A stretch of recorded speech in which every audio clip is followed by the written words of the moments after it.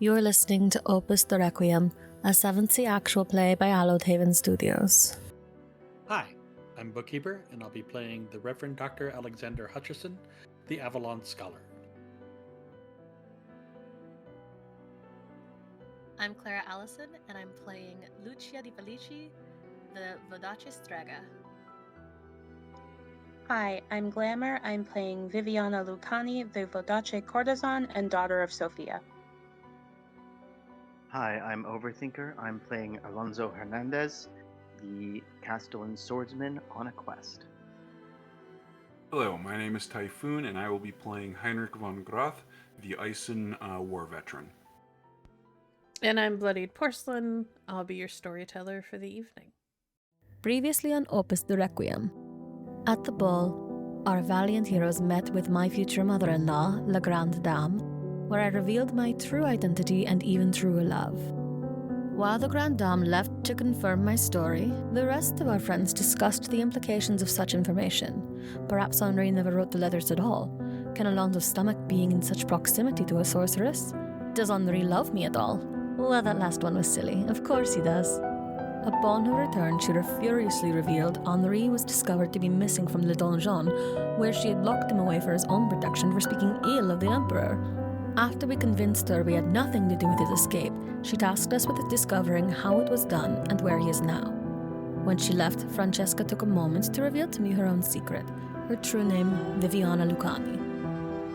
Viviana, Heinrich, and I decided to leave the party, while Alexander and Alonso decided to stay and flirt with pretty people. However, barely halfway back home, I remembered my signet ring and letter. Of course, I was forced to sprint back to the party to retrieve them. Alexander even made an enemy of La Grande Dame by interrupting her to get my dearest possessions back. When Viviana and I returned to our quarters for the evening, she had one more reveal. She too is a sorcerer. However, she has some strange scrying magic that I'd never seen before. It would have been more impressive if it had worked, though. We are picking up from the next morning. And we are going to start at Chateau de Chatelaine, where the ladies are currently staying.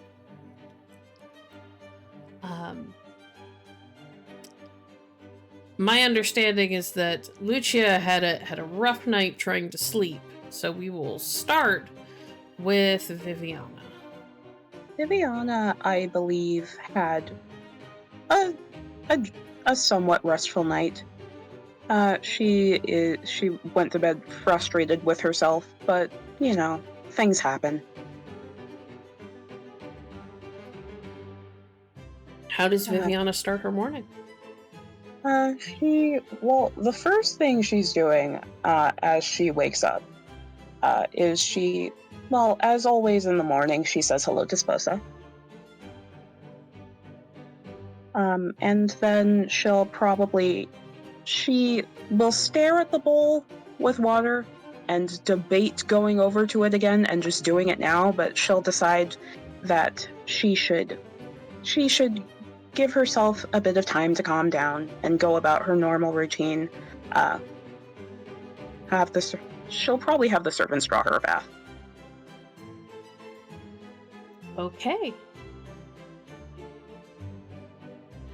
While she is bathing, Lucia. Mm-hmm. You wake to the sound of movement and activity outside of your door and the door beside yours. Or the bedroom beside yours, I should say. It's not overly loud. People aren't banging around or whatever. I've had a really bad night, so I think I want to stay asleep. Okay. Would you like to roll me just a base resolve check to see if you can ignore it and go back to sleep? Yeah. Let's see just how stubborn you can be.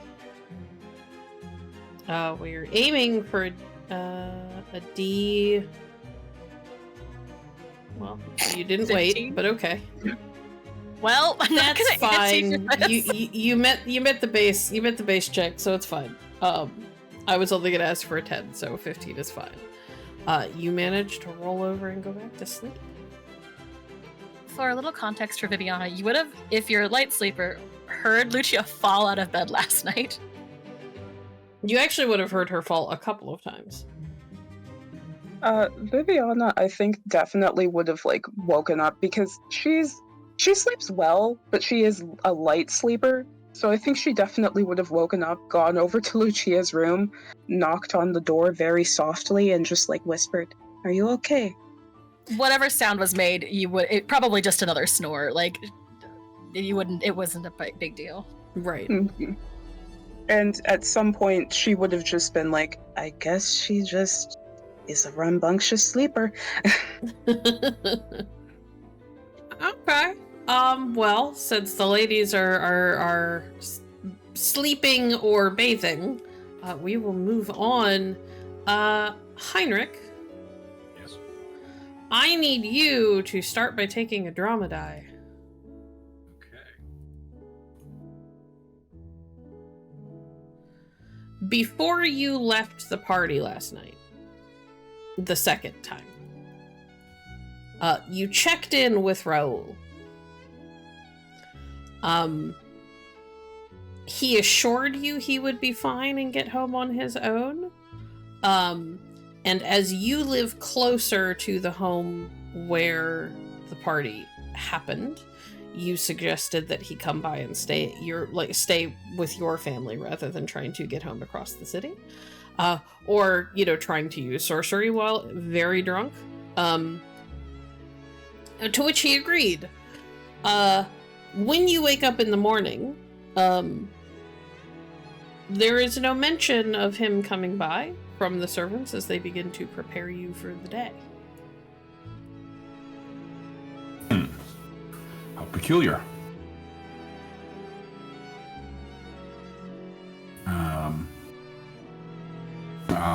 I will go write him a brief message and asking asking him to confirm that he arrived at his home, and I will send a messenger off to his house to deliver it. Okay. Well, you do get confirmation from your servants that he did not show up the night before. And what do you do to go about your day while your messenger is off running around? He would just do his normal routine, kind of spend time with the family, putter around the house, practice, exercise, practice his sword, kind of his normal things while waiting for a reply.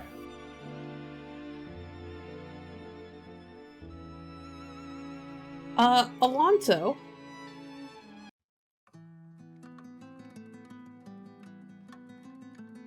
Yes. How does your morning begin? Well, assuming Alonso stayed out as late as the Reverend Doctor, or saw him out of the party before leaving, I imagine it was pretty late. So Alonso's morning starts off groggy.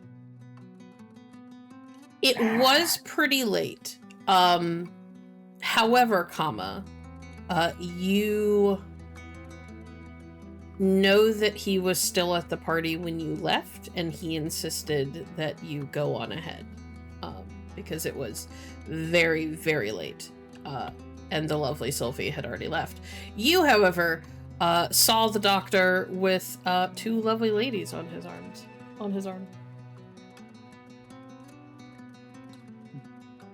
Great. Yeah, I think a little tipsy, he found his way back to the inn. Wakes up, boots still on. Oh. What the fuck happened last night? Okay. Throws water on his face. Changes out of his slightly ruffled, nice clothes. And into, normal running around wear. And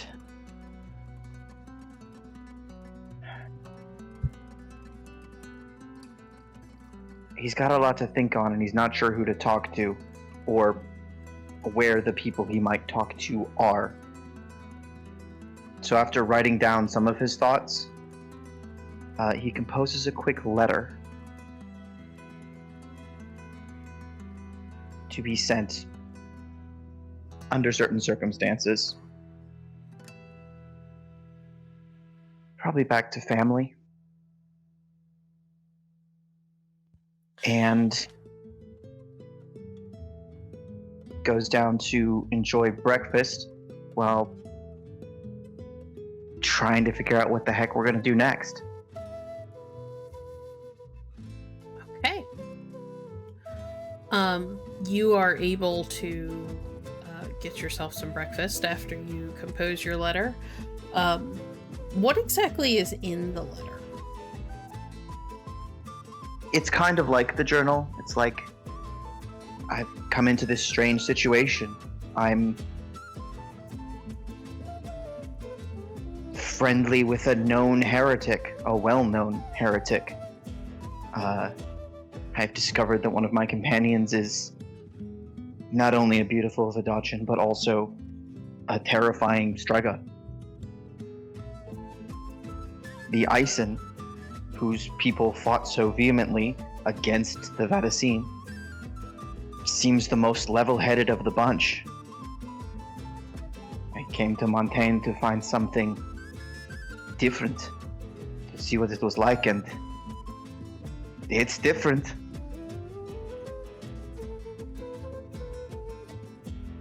Okay, so you are open with your family about the fact that you are spending time with a known heretic. Yes, but it is written and unsent at the moment. Okay, good to know. You will have to inform me if you send it. Indeed. All right. While you are puzzling over your breakfast, trying to decide what you're going to do, who you're going to go talk to, if the letter is going to get sent, how you're going to handle this whole situation, we will loop back to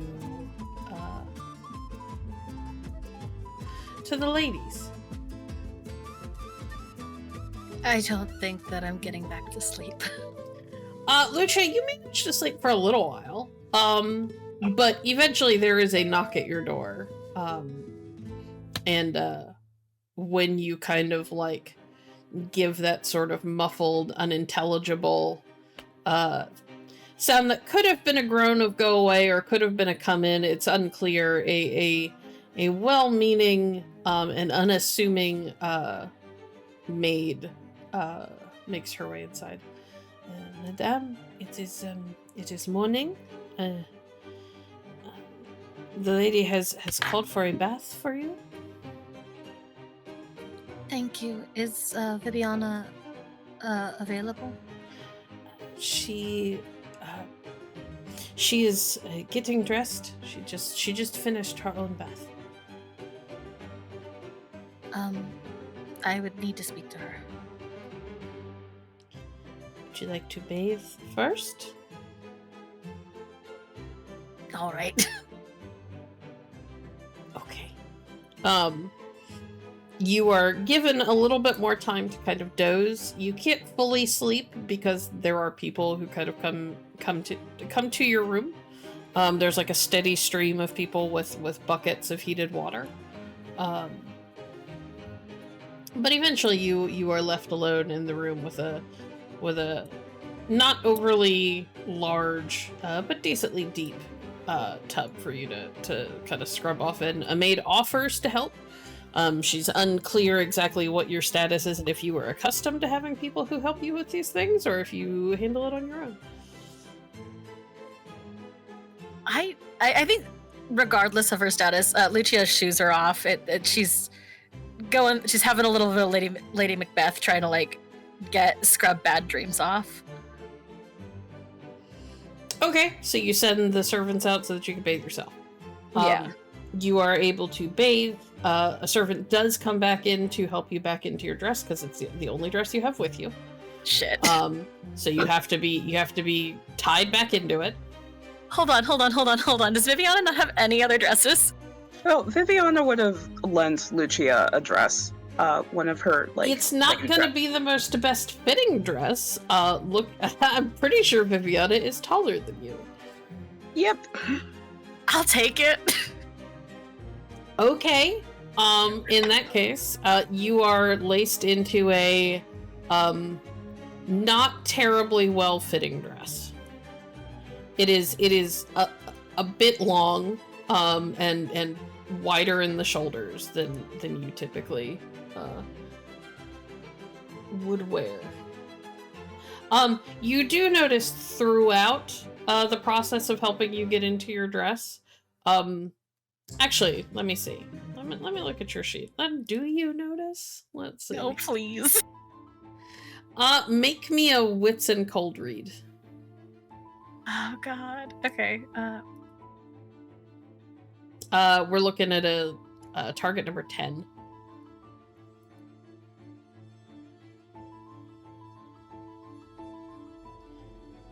Should be roll 3, keep 2. No, I know. What? 18. Excellent. Okay. I was like, well, you forgot earlier, so I'm reminding you. No, you're good. You're good. Now that I'm doing it, I'm good.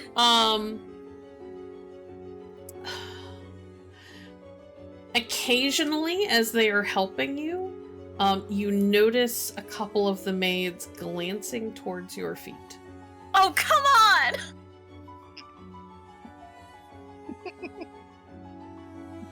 Lucia has. I've never been self-conscious about anything, and this is the worst. I think she fully just asks, like, what?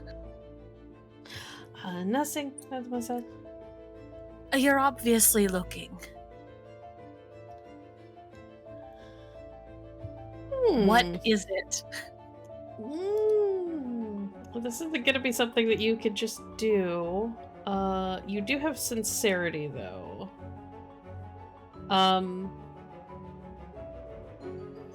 Let's go with panache and sincerity. Target number 20 to get them to speak up and potentially risk insulting you. That you did not hit 20. No. I don't think I can get to 20 even if I spent a drama die. You might be able to. You only need a 7. No, I'm gonna go around this. I'm gonna go around the dice rolls. Don't worry. Okay. Well, they sort of, they both just sort of shake their head. It's nothing, madame. You just came in without shoes. We wanted to make sure your feet were okay. Did Heinrich not leave me with my shoes? Oh, he after? left you with your shoes, but I imagine that it is much like it is in real life, where once you get to the end of the night, those shoes come off. They don't go back on. Yeah, they're not going back on. No, that's valid.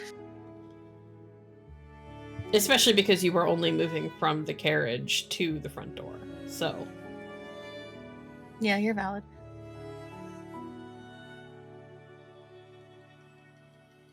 Ugh. All right. When Lucia's done bathing and redressing and interrogating the servants about why they're being weird, I'd love to see Viviana. Okay. Viviana, after you bathed and were dressed, the servants would have informed you that your companion wished your company for breakfast. But if you would prefer, they will bring you breakfast alone, and you can meet with her after. Viviana will go see Lucia immediately. She's bringing the bowl and water with her. She's trying this again. Okay. Before we jump into that, we are going to go back to Heinrich.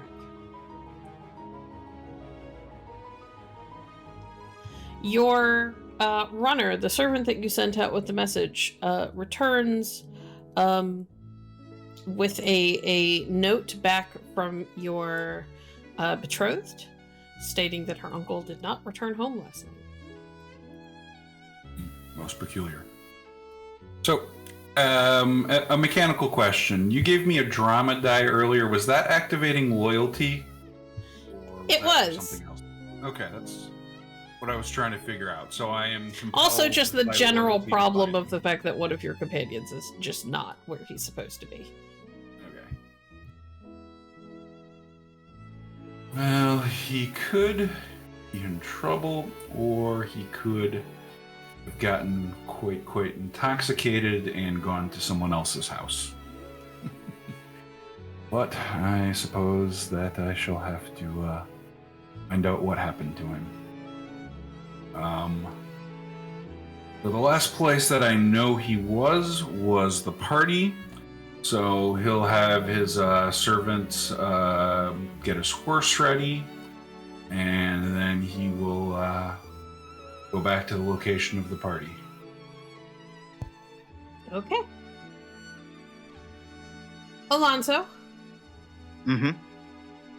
you've had your breakfast. What's the plan? Now, I met Viviana at Chateau de Chatelaine. Do I know she's staying there? No. the only person- Unless she would have told you. Viviana? She would not have told you. Okay. Cool.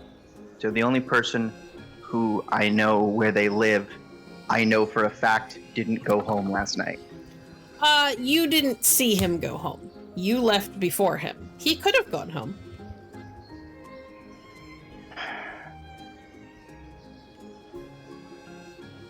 Two possible paths here. Yeah, let's see if he made it. All right, so you were headed to the university? Yep.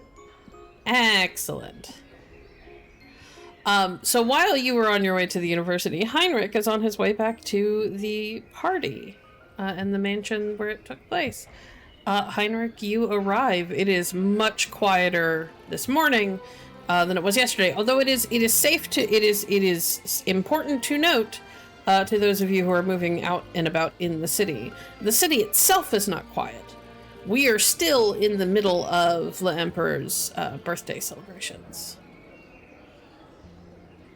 So there is celebration in the streets. There is yet another parade going on.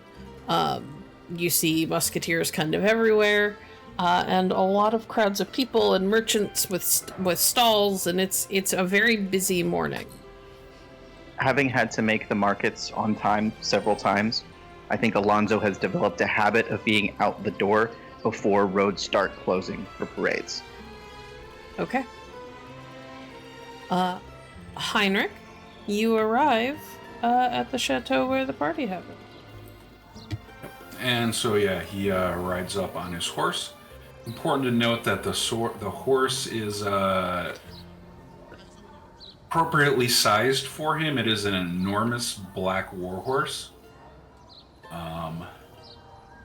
And yeah, he hops off his horse and clanks his way up to the gate.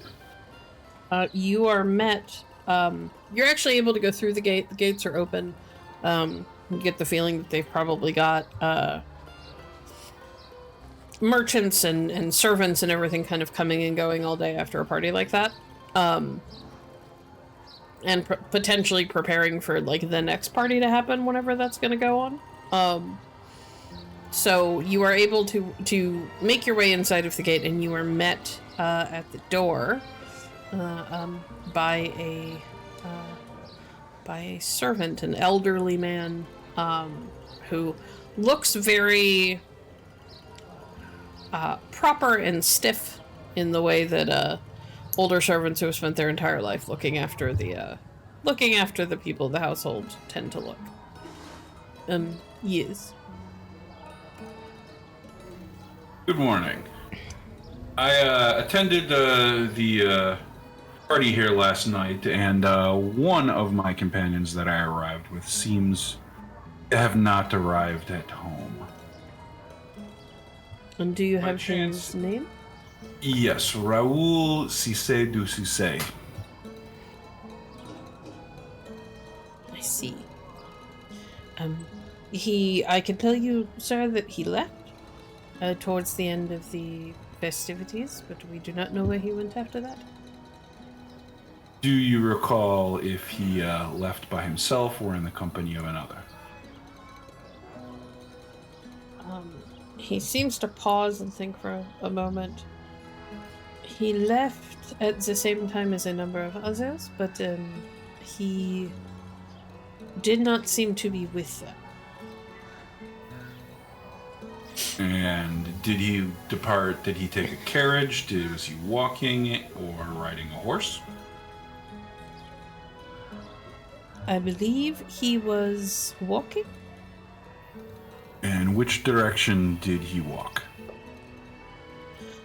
He sort of gives a little shrug and sort of gestures like down the street. There's kind of only like two directions he could have gone, so he gestures to the east. Left or right, basically. Yep. Thank you for your assistance. Of course, monsieur. I hope you find him. And he will mount back up on his horse and start riding in that direction, paying particular attention, looking for any taverns that might be in that direction. Okay, give me. Well, let's do wits and perception. Target number. Let's say target number 10 to just find any tavern you would like. For every raise above that, I'll let you like narrow down the list to the most likely culprits. Okay. Since I rolled a 14, I guess I will do a drama die on that. Excellent. So 20. All right. Well, you didn't call for a raise, so you are able to find a list of potential taverns. Really what it's just going to come down to is going in and checking every single one of them, which is going to take some time. And that is what he will do. He will start checking as many taverns as he can in that direction. Basically walk in, describe the time that he may have arrived, what he looks like, his general demeanor, and just start asking if anybody has seen him. Excellent. Okay. That's gonna take up a good chunk of your morning, but I will circle back to you after.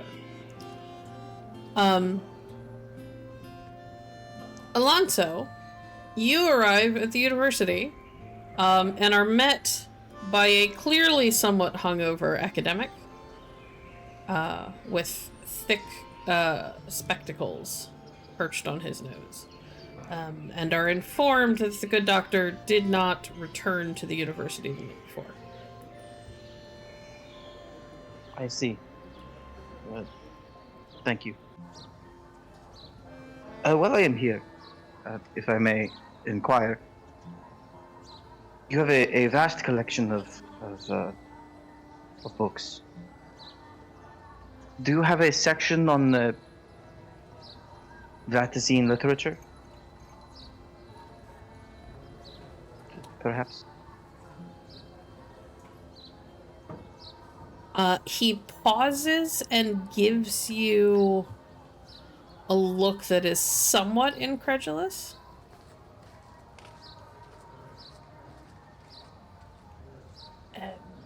We have literature that was written by members of the church, but not church doctrine.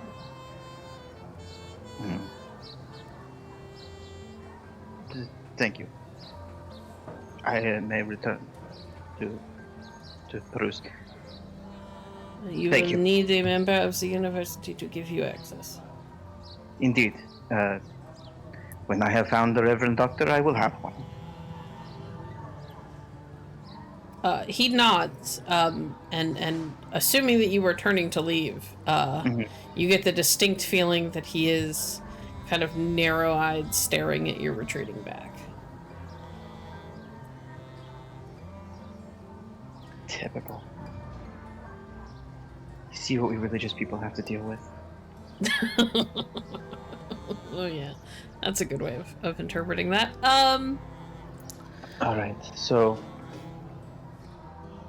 the Reverend Doctor is either still at the party's location or left from it recently. Perhaps to a pub. So interestingly, I think I'm going to go check bars around the location of the party.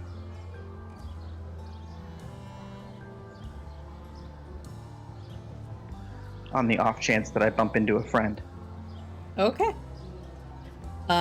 When you get to the party, you are met by the same kind of stiffed back, older gentleman who tells you that the Reverend Doctor left at the end of the night, towards the end of the night anyway, in the company of a young woman. Indeed. And in which direction do you think? He way. He gets this odd look on his face. It is that look of somebody who is experiencing deja vu, and then he points to the east. Grazie. And now we are going to pivot back to the ladies, where Viviana is entering Lucia's room as Lucia is being a servant is in the process of doing her best to pin the dress so that it doesn't like hang around you in an almost lewd manner. Or doesn't make you look like a homeless ragamuffin. Viviana sighs when she sees the fit of the dress and says, maybe it would be better for you to stay in the dress that you came in. What is more comfortable? I don't know what's worse, going back out in the dress I wore last night, or in a dress that doesn't fit. I suppose if this hampers any kind of walking, we will have a problem. We are not leaving the house for now. It should be fine. We need to leave the house. Yes, I knew we would be leaving at some point, but I assumed you wanted to talk and not walk and talk. Lucia genuinely considers this. Oh, probably. No, we should stay inside and talk. I need to... You're being very kind, and I do not want to burden you with that.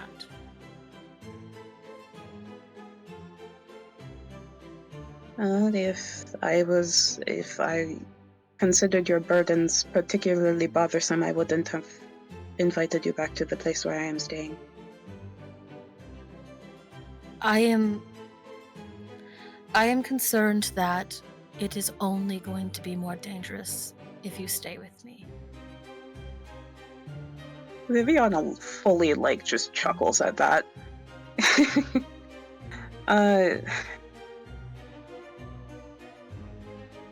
We are from Vodace. I am accustomed to being in the company of people who attract danger. I attract danger. You did not say why you were in Montaigne. You're right, I didn't.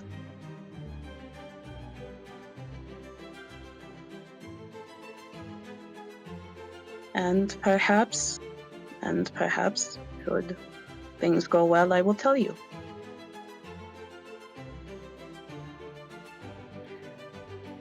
I will take that as enough consent. We do need, however, to speak to Alonso. Yes, but before that, there is something I must do. She, gestures to the bowl she's carrying. It's the same bowl you saw her use last night. Did you not already have a bath? No, it's not for bathing. Have the servants left the room at this point? Or are they still trying to wrangle? I assumed it would have become clear that this was meant to be a private conversation, and they would have left shortly after you guys started talking. Yes. Viviana, again, just laughs a bit and says, "No, this is not for bathing." She goes up to Lucia's dresser, places the bowl down.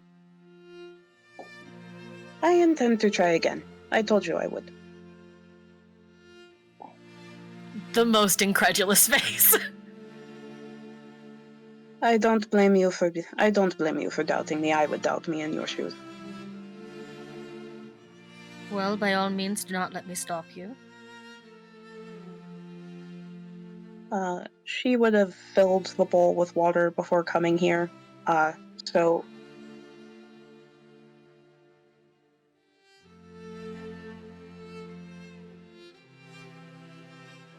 I am double checking your target number.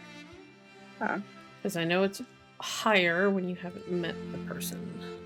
yeah, you said it was 25 last time. Then let's go with 25 again. Okay. I will expend a drama die. Don't spend your drama die until you've already rolled. No, I have to expend a drama die to use, Oh, right? yes, sorry. Okay, my bad. I was like, don't add in drama die until you've rolled. You may not need it.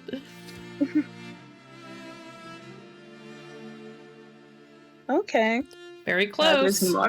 That is much better than last time. So I will spend a drama die. Okay. And I will spend my final drama die. That's a 10. Yep. Excellent. Roll again. Okay.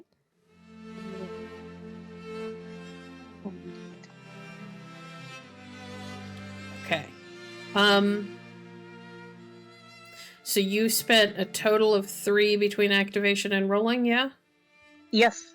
Okay, just making sure I got my numbers right. Take one of those back. I will. And I'm having that happen because as Lucia watches you lower your face into this bowl,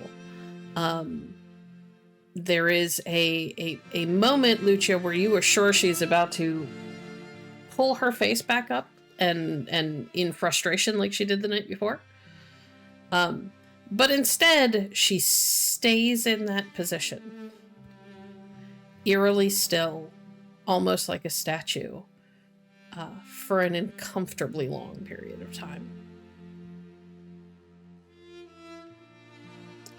Viviana, you feel the water pass across your face as you lower into it, starting at your nose and then spreading along the tip of your nose to your lips, your eyebrows, up to your forehead, and you can feel it just barely kissing the roots of your hair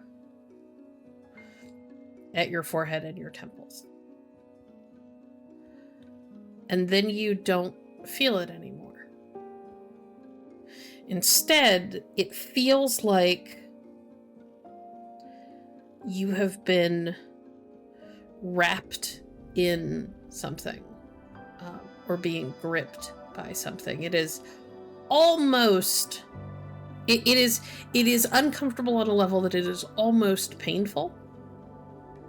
As your eyes open and you find yourself in a not terribly well-lit room, with 2 beds, 2 single beds, one tucked into either corner, heavy footlockers at the foot of the beds, and small, like, nightstand style tables to next to either bed. Sleeping in either bed is the figure of what is clearly a man. Two different men, obviously. And you are sort of just standing there and looking feeling a little bewildered and a little unsure, when you recognize that there is, or you turn and you go to one of the beds to kind of like try and get a peek at the face of the man sleeping in it, and doesn't sound like the description you were given. His hair is black. His skin is a little bit darker than you would anticipate from typical Montaigne nobility. And so you turn towards the other bed and are startled to find the figure of a woman standing over him. She is draped in a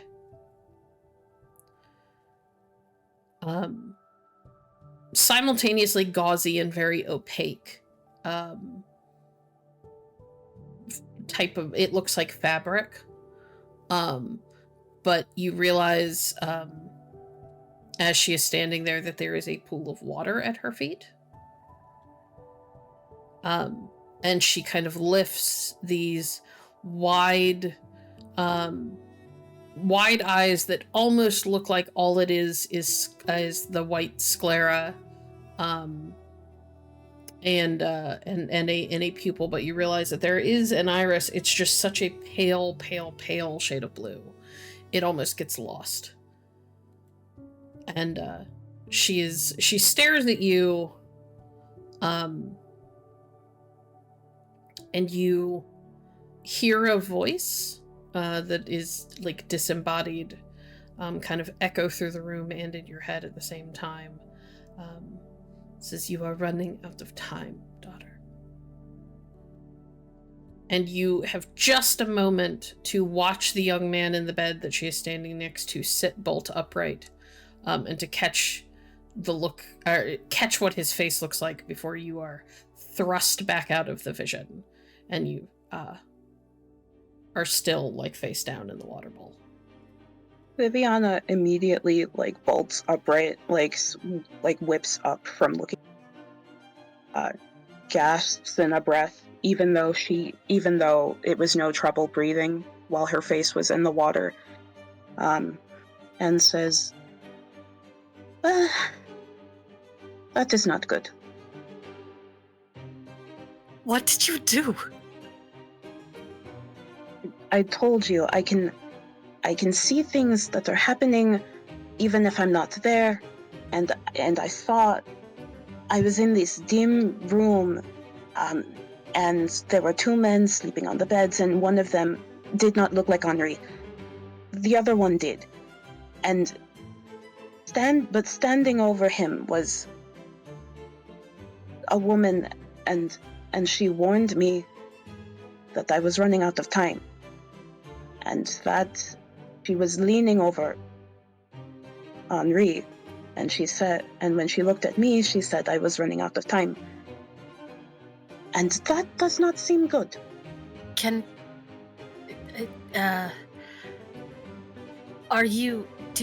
Do people often talk to you when you scry? This has never happened before. This has never happened to me before. I will admit I am not the most practiced in this art, but I have done it before and this has never happened. Was the woman familiar? What was she wearing? She was wearing this opaque fabric, and there was water at her feet, and her eyes were almost completely white. Viviana takes a moment to think to herself as she says that description, and as she thinks over the woman telling her, "You are running out of time, daughter." Was this figure, like, familiar in any way? Did she feel familiar? Roll me, let's go raw wits. Okay. We're looking for target number 15. I will expend the drama die that I got back. Okay. That's a 10. There's a moment where you're baffled and like, I don't know what this is or who it could be. Maybe somebody with sorcery has managed to tamper with my sorcery. And then it dawns on you. Yeah, no, she feels very familiar. She feels like someone you have known your whole life but never met in person. Viviana blinks, and as she seems to be staring off into the distance, like she's trying to see a picture that's not quite there. And she mutters under her breath, "The Oracle?" As you try and focus on the face in your head, that mental image, the more you try to remember, the less you can. The more you try to recall, the less you can remember the details and the specifics. But you are left with that bone-deep impression that this is someone that you are intimately tied to.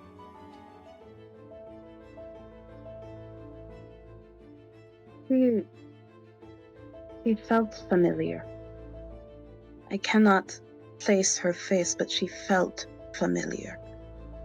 And I will say you do not feel at all like she meant you any sort of harm, now that you, like, dwell on that. I don't think she was malicious. I don't think this was someone with sorcery hijacking this. I know her. I can't place. Is Henri's running out of time? Yes, and Viviana silently debates in her head whether she was saying Henri is running out of time or whether she was saying I am running out of time to do what I came here to do. That is not something you are sure about. But she contemplates it. You saw him. Were you able to discern where he was?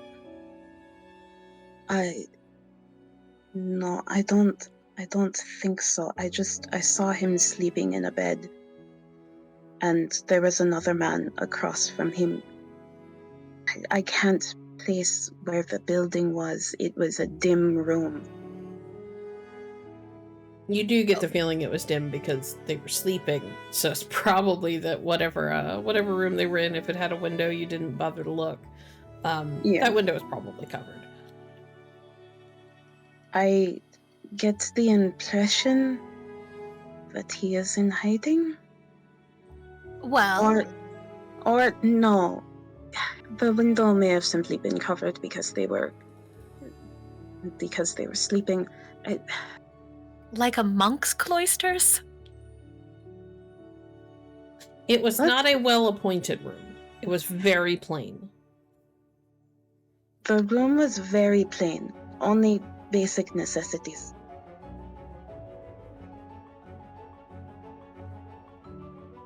Lucia makes a face. I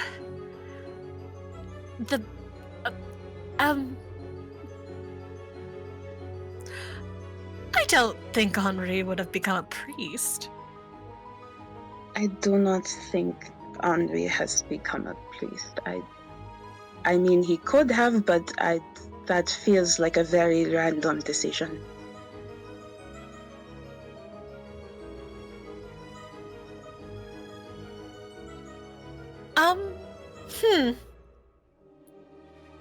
I have more they would not keep that secret.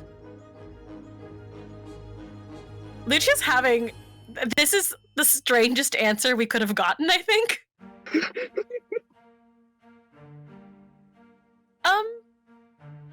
I genuinely do not know what to do with what you have done. We are running out of time and we do not know where he is, except that it is poorly appointed. And he's obviously alive because he is asleep rather than dead. Oh, shit.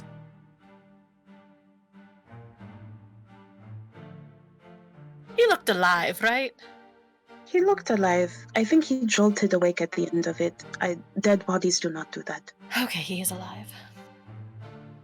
I suppose we can start a search with the local parishes? Before we do that, we should probably meet up with the others. Yes, oh! I need to speak to Alonso and I may need your help.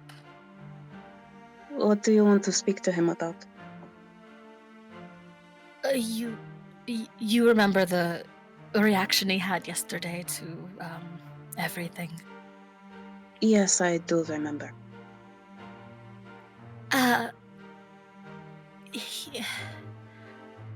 I am concerned about him. And, perhaps his, motivations around us. You should always be concerned about the motivations of men around you. I try to be, it's been a very odd few months. I had a thought as to how... I do not want him running off and telling someone about us. Yes, that would be quite troublesome. I have had the thought to purchase his services as a bodyguard to keep him closer.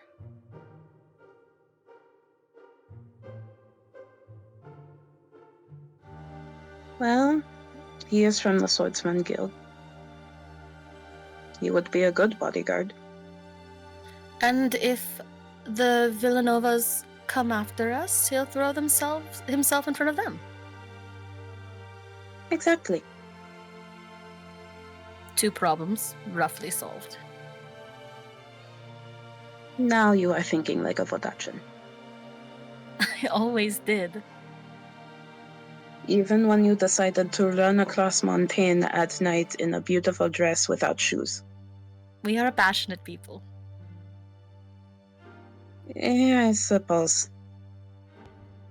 Viviana, So it Alonso- occurs to you that she might be confusing the Vodachans with the Castilians? That's true. Viviana says, actually, are you sure you're not confusing us with Alonso? It is the Castilians who are passionate. We are passionate, they are fiery, there is a difference. I suppose. Besides, have you not read A Love Story? Yes, I read love stories. I stopped reading them as I grew older. Perhaps you should start again. If I have spare time. Well, I would take advantage of it if I could read.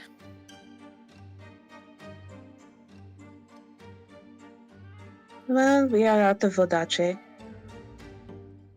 If you are not already under the Reverend Doctor's tutelage, perhaps I could show you a thing or two. The Reverend Doctor has offered to help as well. It is on the list of things to do, along with find Henri, get married, have millions of babies, and live happily ever after. And not die. Yes, on the list of things to do. A list of many, many things to do. But yes, we should send for Alonso. We should. All right. I'm going to assume that at this point you, Viviana writes a note and has a runner go to try to find Alonso. Alonso, you haven't made it a secret where you're staying, correct?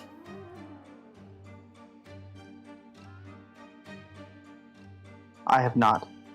Okay, cool. I'm just making sure that, they have a place to send the runner. Okay. Viviana and I danced the night away in this very place. Oh no, that's fair. I forgot about that. Yes. So she knows exactly where to send them. Cool.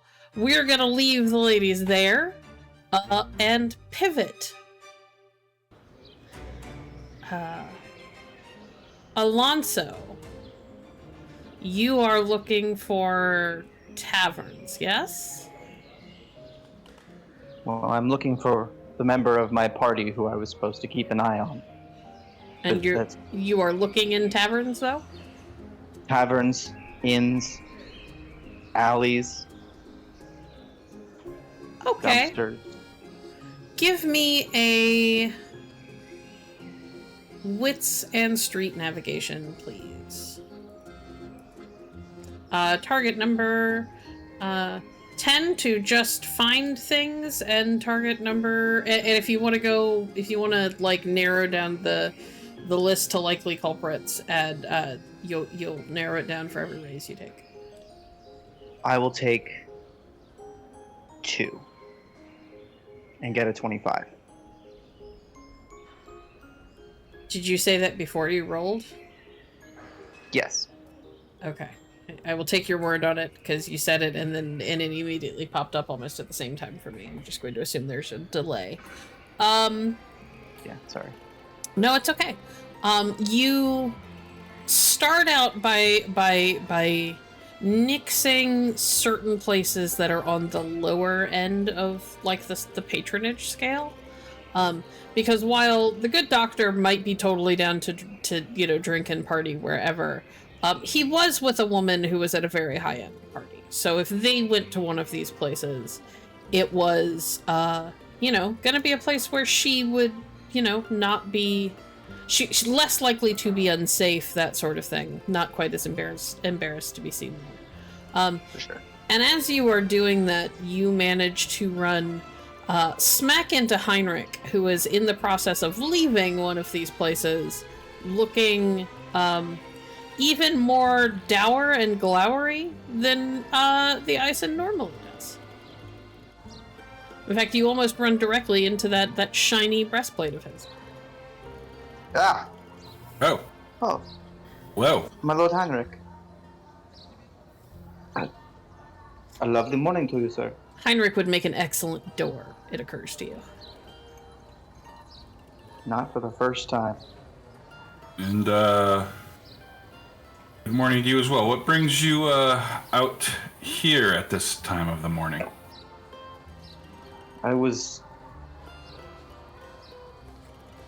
It dawned on me as I was enjoying my breakfast that I do not know how to reach anyone in our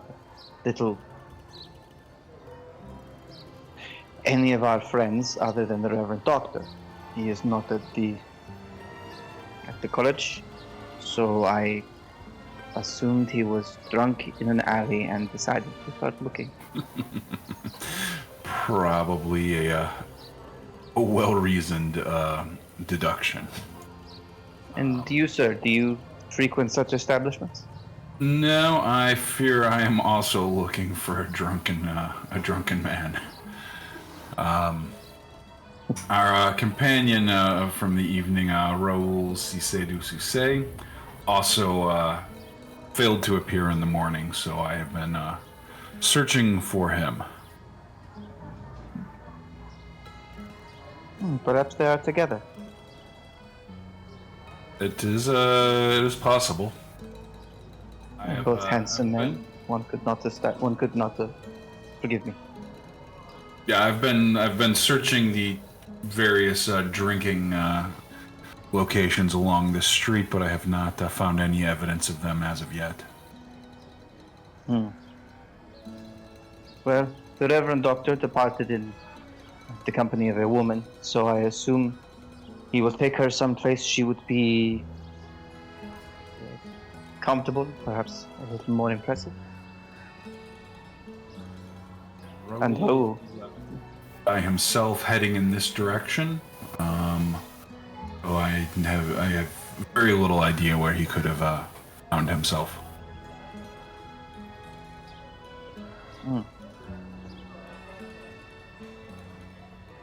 Lead on, sir. Let us see what we can find. Yes, more than likely the two of them, either together or in different locations, have found themselves passed out in a drunken stupor in the company of a woman.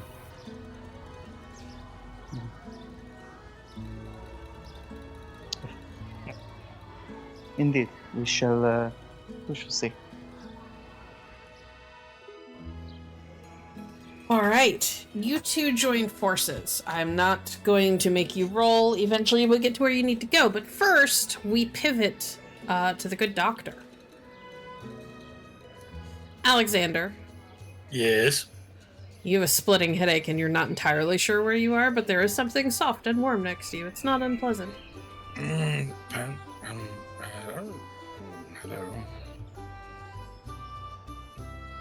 A young woman kind of rolls over with a little groan and buries her face at her pillow and proceeds to kind of do her best to ignore that you were awake and moving. Was so hoping it was Raoul.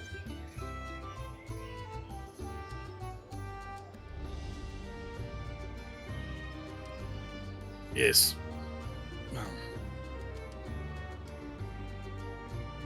Water. Yes, water is important right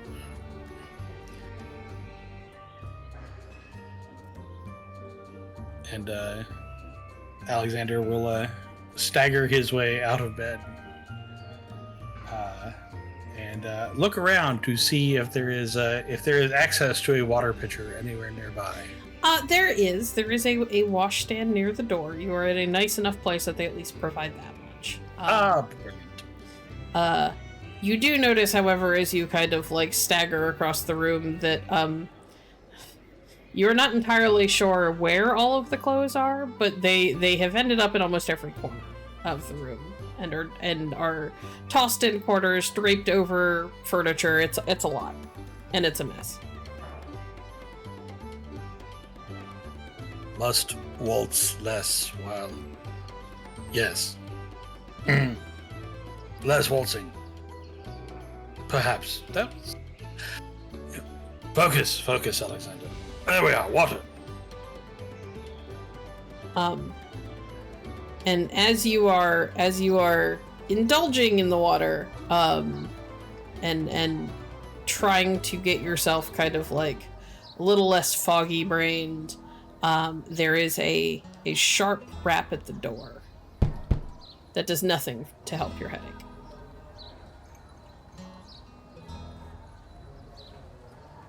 We are not taking guests at this time. Monsieur, you have someone looking for you downstairs?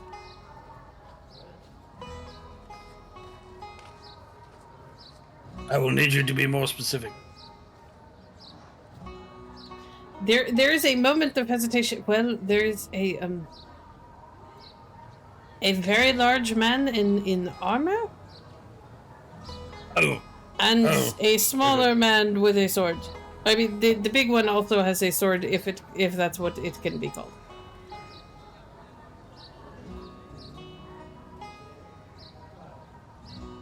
Very well. If you will inform them that I am here and I shall be down. Looks back to the bed, sighs a little, eventually. Yes, sir. Merci. The voice disappears. You hear retreating footsteps. Downstairs, Alonso, you and Heinrich were standing there after having been informed that a man fitting the description that you gave for Dr. Hutcheson had in fact arrived the night before in the company of a young woman. He returns.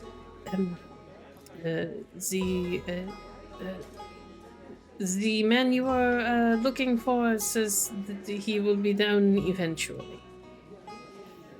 Eventually? He sounded like he was just waking up. Very well. We could, looking over at Heinrich, we could accelerate that process for him. Just thought. What do you propose? Simply that we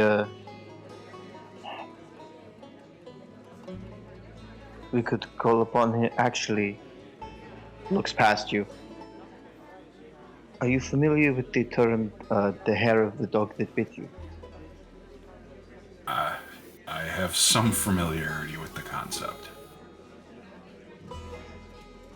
I believe today will be no less exciting than last night, and if we are to face it in force, a little bracing might be wise.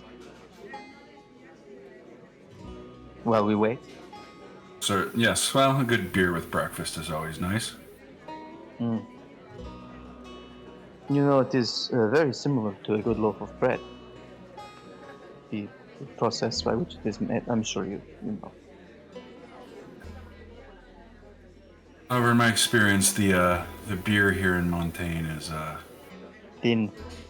thin and of questionable flavor, but I suppose it's better than water. Mm. Someday I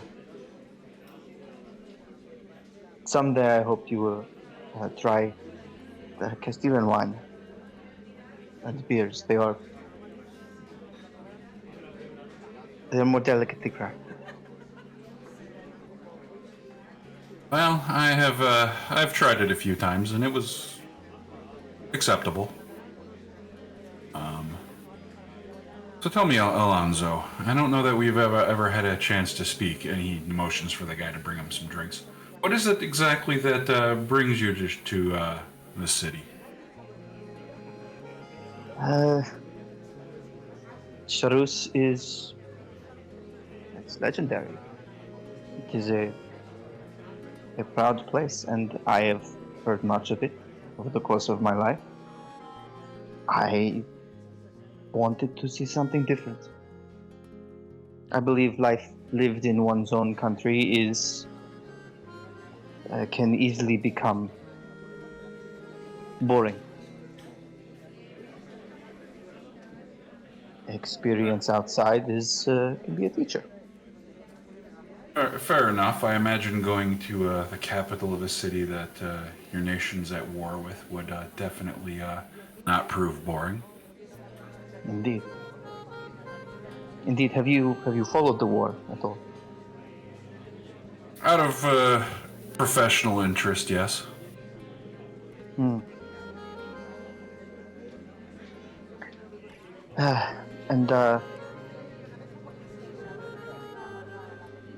Montaigne clearly did pretty well. What do you think? Well, they do have certain advantages that are hard to overcome, in my experience. They certainly hold a great edge in the ability to communicate and coordinate their troop movements. However, I've found that their soldiers tend to be poorly trained.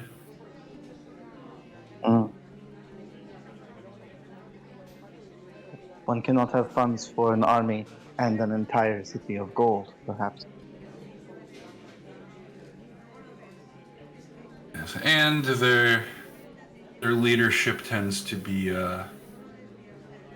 rather brash and poor. However, there are certainly many of them. Their army, they certainly have a large army. Indeed. Numbers are a challenge. Though I suppose less so for you. I suspect that you could cleave several men with that weapon on your back.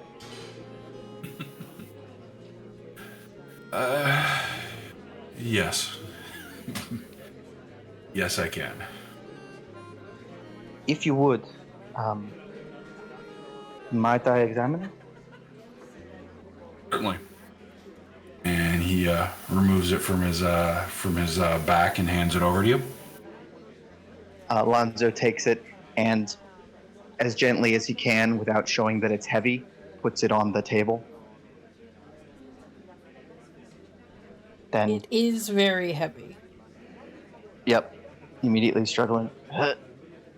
Clunk. Pulls it out just like 6 inches or so to examine the base of the blade.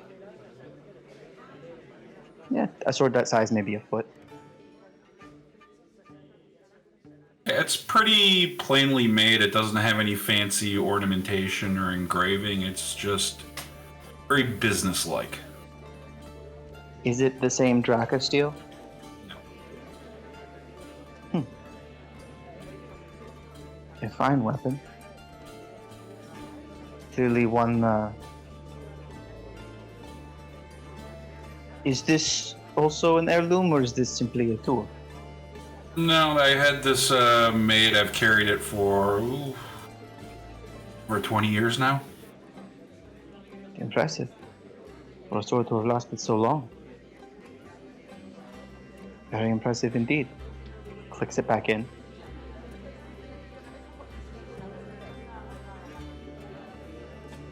And I assume it has seen a great deal. More than I care to remember. Mm. You'll find me on the opposite side of my of my memories. For where experience and a different teacher, shall we say, is one motivation, I am too rare, I think, is the man who does what is right and must be done, in spite of danger to himself.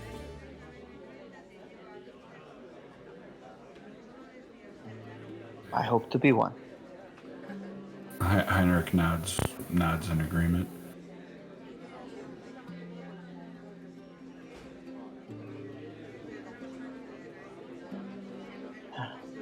I would if you don't mind. It seems only fair. And he lifts up his own sword belt.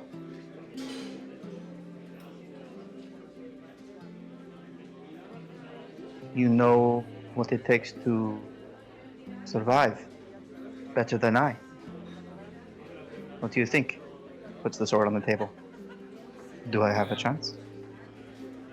Heinrich will pick it up and examine the blade.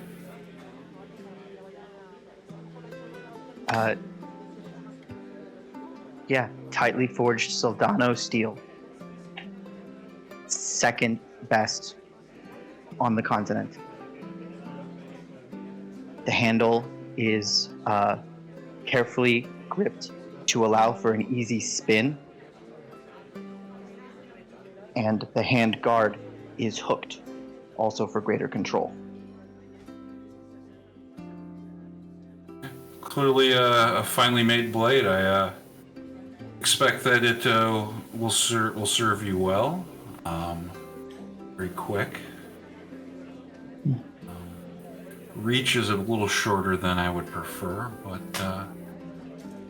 truly an expertly crafted weapon.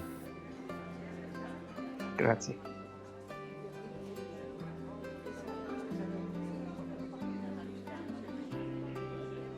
And do you think... Forgive me, I have imposed greatly upon you. But how does this business find you of the revelations yesterday night?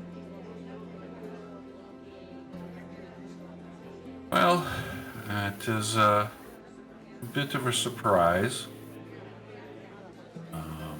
that the young man was not where he was supposed to be. As far as the identity of our young female companion, it was definitely shocking. I mean, it was obvious that she was not traveling under her real identity after all. You know, someone of low birth would not have been betrothed to a member of one of the most prestigious families here in Montaigne. So the fact that it was not her true identity was no surprise, but her name and her particularities of her talents were quite shocking. Indeed.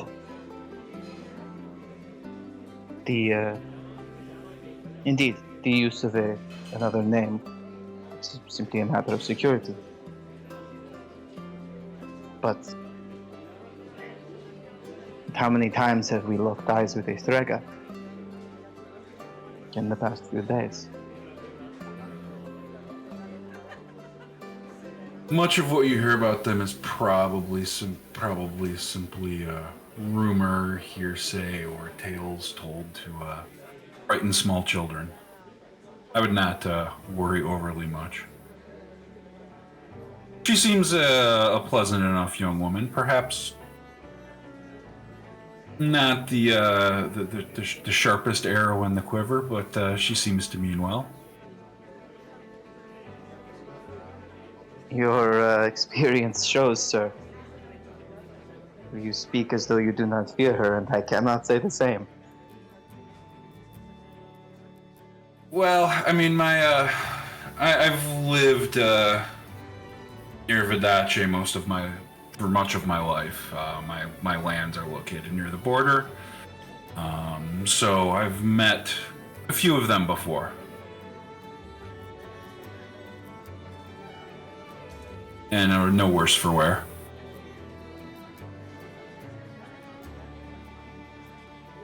Then let us hope it is the same again. Alexander, Yes?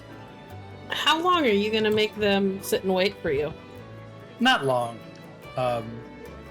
Alexander will sort out his clothes and hers, laying hers gently beside her on the bed. Come over to her. I beg your forgiveness, my princess. I must, but we must away, and I should summon you a carriage to see you home properly. I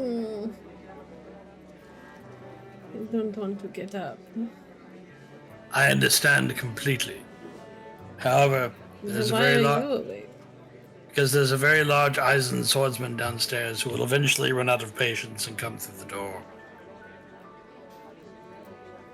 That could be fun. He's not a fun person. Not from my experience, at any rate. She's got those like half open, very tired eyes, and she kinda lifts her eyebrows and gives a little shrug. Oh, none of them are. Fine. I will get dressed. You go keep them busy so that they don't interrupt me. I will. I shall endeavor to engage them in conversation while dwelling on everything that is going on up here. Mademoiselle. Monsieur. And dressed, organized, hair pulled back in the club, Alexander will head downstairs to find a couple of swordsmen just admiring their craft. Alexander enters the room. He is dressed. He does look a little like he'd be happier if he were back in bed.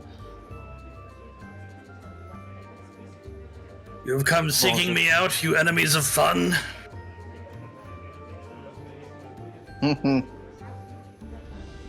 Enders of joy? Heinrich takes a big drink of beer and motions for the bartender to pour everyone another round. Ah, brilliant. He does so.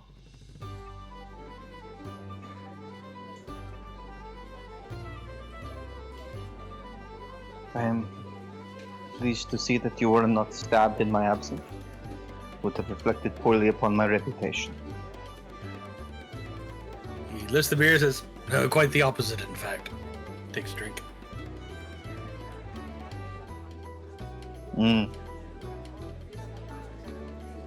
To doing the stabbing. Drinks. May we?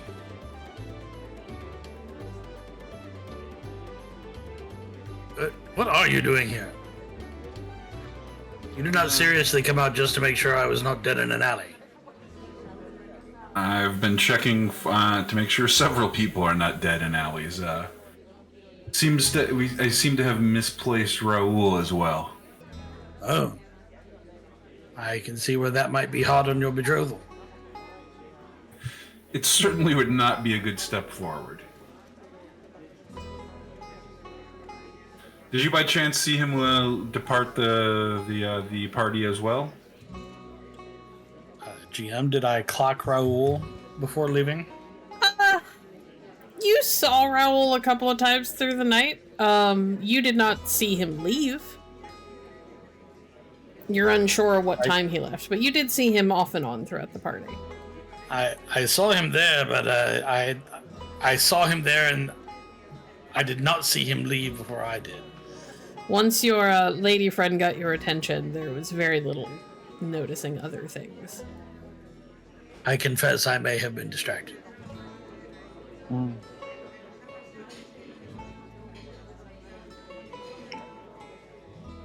Did you, Yeah, never mind. Did I what? Did you Senor. perhaps make plans to contact her again? Get her the residence by which you might message her. Well, we did a bit of stargazing, but insofar as perhaps communicating again, I'll let you know when she comes downstairs.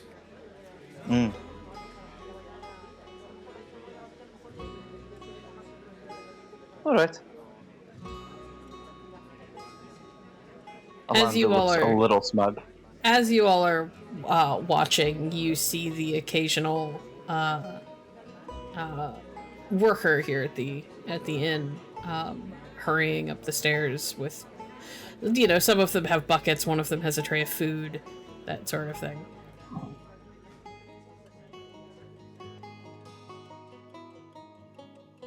We were discussing last night's events.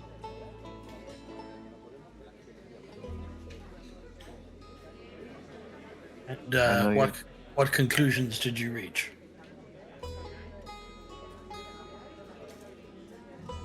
That Vedotians are liars and Isons are brave, and we all drank quite a bit. Does that roughly sum it, sir? Looks at Heinrich. Seems a reasonable summation. Clearly you're on your way to many a breakthrough. It seems we are tasked by another enemy of fun. Oh, indeed. The most dire enemy of fun, the one who can throw you in prison.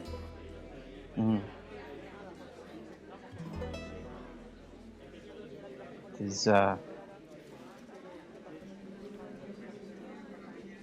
is an interesting matter, and one I am tentative to engage. I have some thoughts on that front. But perhaps we will return to my apartments at the university to discuss them.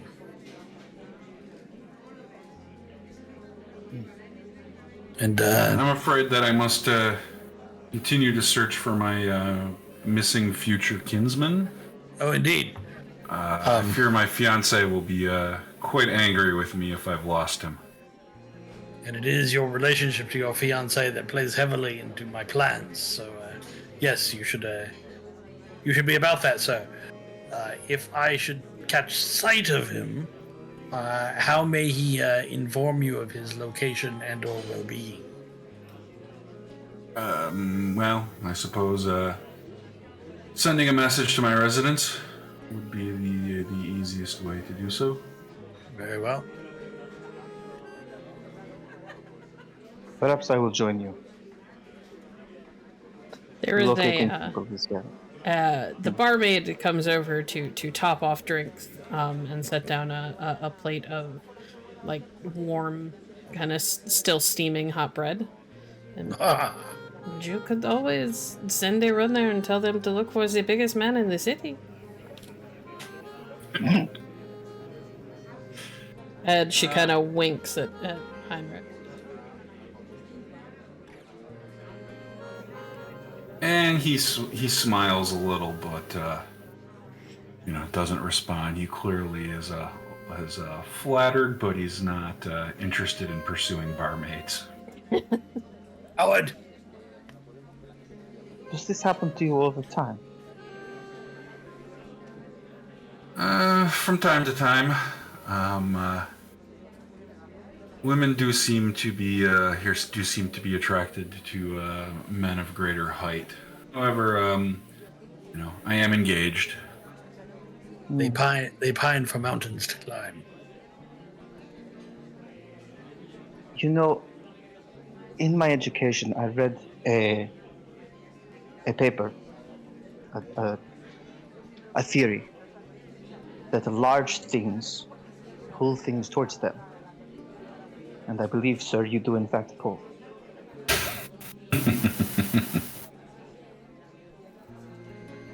Well, if only I could pull in the drunken Montaigne noble I'm looking for. Indeed. Well, as I say, I shall be happy to accompany you, or either of you. You could go talk to the. I don't know what to do. Alonso, you have done your duty to me as I see it. You are heretofore discharged from your obligations. I thank you for your service, sir. You are welcome. How about this? Let us see. It is what time is it? Let's look around to see what everyone's eating. It's like mid-morning getting on lunch, so it's like brunch time. Brilliant. Say around dinner, after lunch but before supper. Come to the university. I will attempt to contact our other companions so that they might join us there as well, and we may discuss the situation at hand. But that will give you some time to finish scouring the city for your wayward in-law. Excellent. I will see you at the university. Brilliant. I must await my lady friend so that I may see her into a carriage and safely home. Then from there I shall head back there if anyone has need of me. Indeed. As if on cue, while Heinrich and Alonso are gathering their things to go back out into the city, Alonso, are you headed back to your place, or are you gonna go help Heinrich some more, or?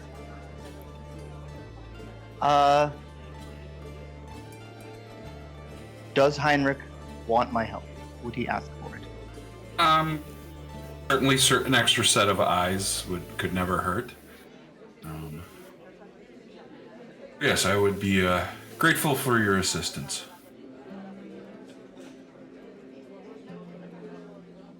Then I think I shall be helpful. Okay. Cool. The two of you leave as a pretty but not Sylvia pretty. Young woman comes down the stairs.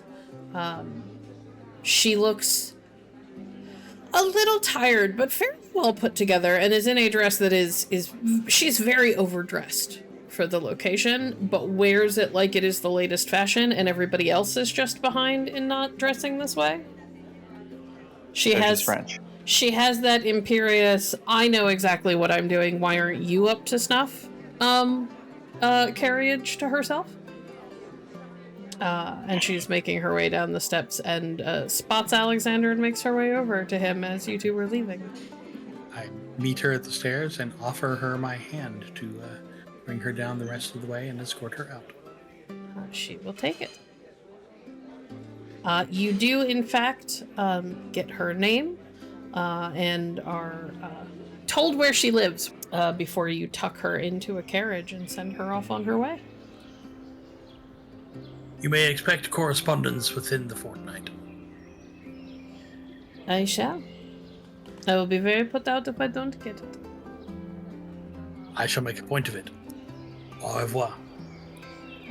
And the carriage pulls away and begins to carry her home. You head back to the university, yes? Yes. Okay.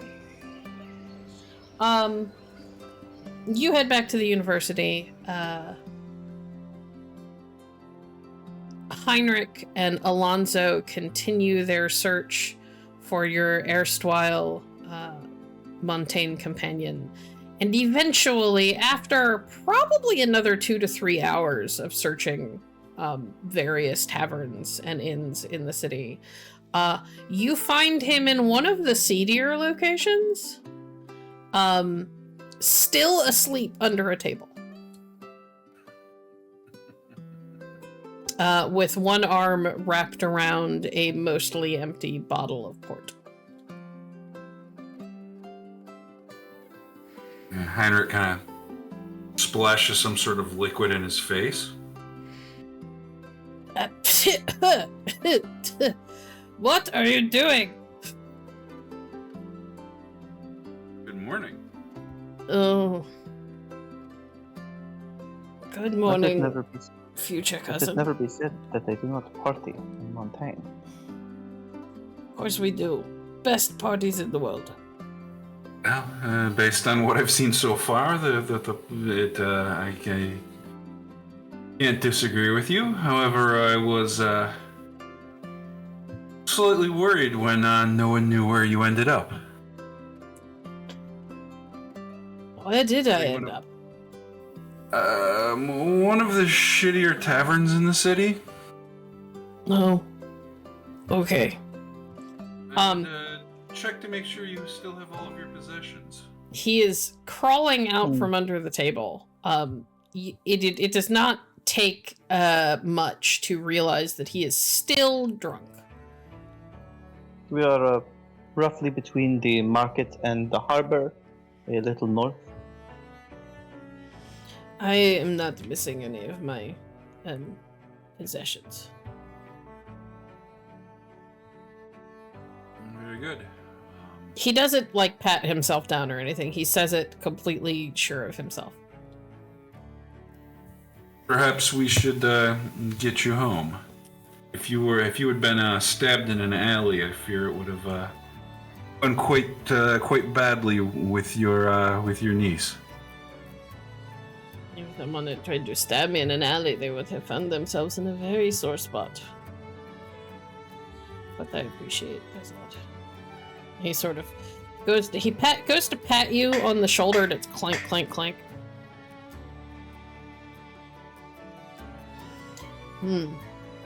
Oh, yes, armor. Pat, pat again. Like a little lighter this time. Alonso will summon a carriage for him. Thank you. Do you have need of me, or am I safe to go home and sleep? No, you definitely should go home and sleep. Alright. First, more wine. And he toddles his way to the bar.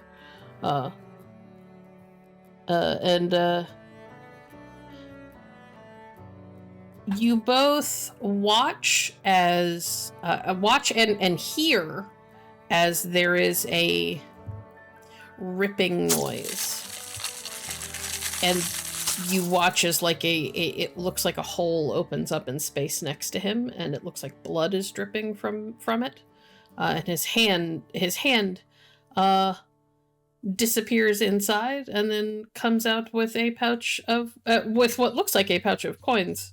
From which he pulls out a few and puts them on the bar, and the little hole knits itself back up slowly.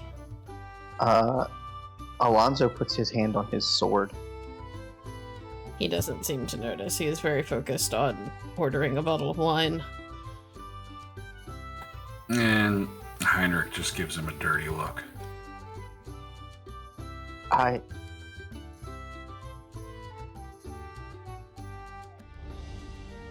Let's go. Yeah, he'll be fine.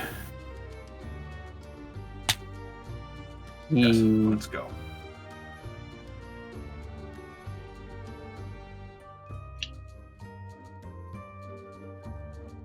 indeed. Do you two leave without saying anything? I mean, we'll try and get into the carriage. But, Okay. All right. In that case, he's eventually given a bottle of probably the best wine this place has, but it's cheap by comparison to what he is probably accustomed to. But he doesn't seem to care. And he is drinking straight from the bottle as you, like, half lift him up into the carriage.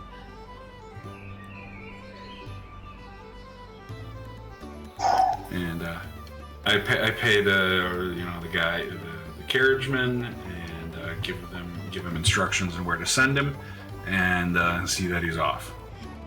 All right, he is carried off in his carriage. We are going to pivot back to the ladies.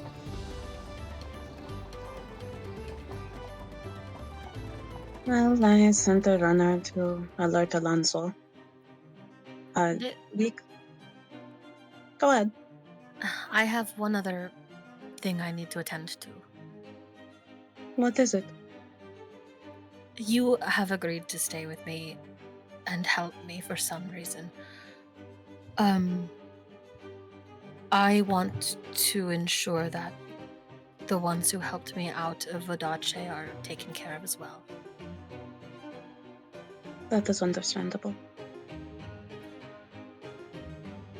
How long do we think a runner is going to take to find Alonso? They have to just go and then come back. So probably not super long. In fact, you would expect them kind of any minute. It would have been less than an hour. I'm assuming that you two have kind of like chatted a little bit, maybe eaten some actual breakfast, while we were dealing with the boys. At some point today, I need to go back to where I was staying and warn my friends. Okay, well, wait until there's someone to accompany you.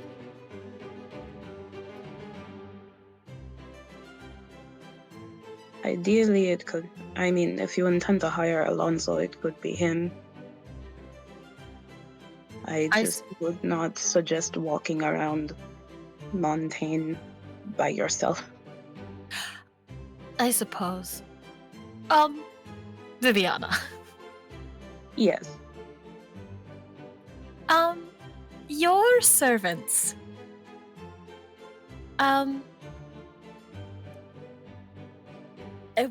Their servants were acting a bit strangely today. Well, they are not my servants, but strangely how? Is something wrong with my feet? Viviana will look down at Lucia's feet. No, nothing seems wrong with them at all. They just seem like feet. They seem like feet to me. I don't have any particular opinion about them. They're being odd about it. Odd about your feet? I don't know how to explain it. I don't know. I can tell them not to stare at your feet if that would make you more comfortable. Perhaps you could ask why. I had assumed they were your servants. Are they not your servants? This is not my house. I am from Vodace. How did you get this house? I know people. Well, as the lady of this house, I assumed you could ask. I am a lady of the house. I can certainly ask. Do you want me to ask now? Yes. Okay. Viviana will, giving Lucia a bit of a side eye, will go out of the room, flag down one of the servants she thinks would have, attended to Lucia earlier in the day and just ask. Are you asking about why they're staring at her feet? She phrases it as, Lucia is... She doesn't say Lucia. She says, my guest is concerned that you found something to be wrong with her legs, specifically her feet, earlier on, and she told me to ask about it. Viviana just kind of shrugs, like she doesn't know what's up. Make a wits and etiquette roll. You don't get your pretty bonus for this, because this is just trying to see if servants are going to talk to you, and being pretty has nothing to do with that. You're looking for a target number 20. A target number 20. Without your looks bonus. Oh, that is without my looks bonus. Ah! Okay. Well, I hadn't given you your target number. You guys have got to wait or ask, please. Reroll again. Sorry, I feel bad. I'm not gonna screw you over because I hadn't given you a target number. Okay. We will see. Oh my god. Okay. 25. Roll again. Roll one again, because it's a 10. Alright. The servant that you are talking to in particular is one of the maids, and she blushes and looks a little bit shamefaced. Madame, a few of us were in the market this morning before the house began to wake up, doing our shopping, and there was a rumor that your guest had gone to a ball without shoes on because her feet were too large for any lady's shoes. Well, that rumor is nonsense. You have seen her feet. They are perfectly fine. Well, yes, ma'am. We have seen them now. Viviana just sighs, and it's a very long, very weary sigh. Well,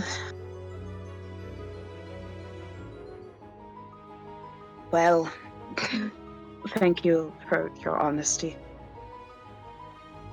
Of course, mademoiselle. Can we get you anything? Or do I need to have a carriage called? No, don't call for a carriage just yet. Alright. Viviana will return to Lucia and say, This is what happens when you go around acting crazy and looking crazy at the same time.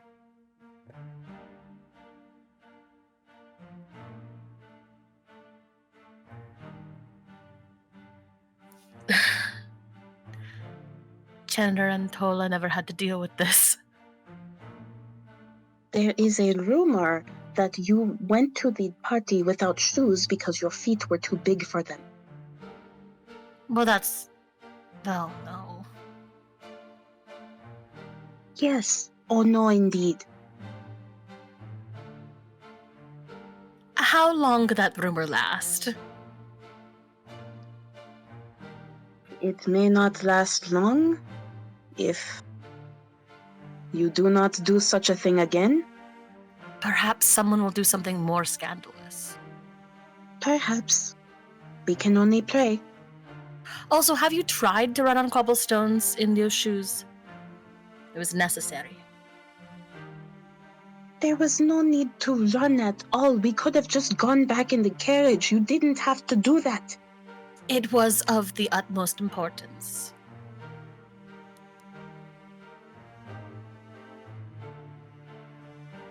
Viviana just shakes her head. Well, before the runner returns, hopefully with Alonso, you enjoy music, yes? Yes. Okay. There is something I wanted to show you. Viviana will lead Lucia to her room where Sposa is. Sposa is there, and she gives a little twittering song when the door opens and she sees you.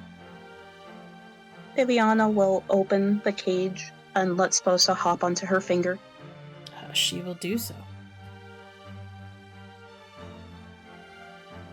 Sposa is very vocally gifted, as you may have ascertained already.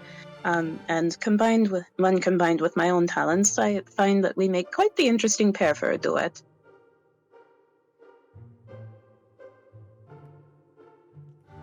Buongiorno. I can't whistle, but we will say that Sposa kind of sings back at the same like tempo as the way that you said buongiorno. Oh, Tempo that's and sweet. pitch. Does he talk as well? She does not speak, but believe me, she has plenty of opinions, don't you? She tweets back at you in that kind of low, kind of sassy tone that you tend to get with people.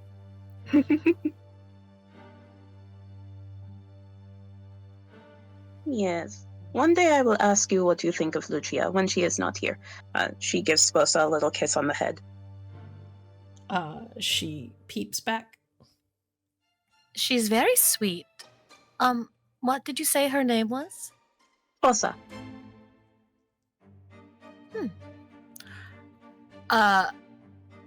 Lucia will sing a couple notes of Vodachan song to see what the bird does. Roll me wits and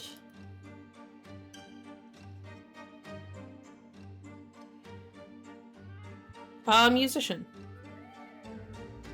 Oh, it's technically for mandolin, but you also have singing, I assume, that you could put together a song on the fly. I have singing.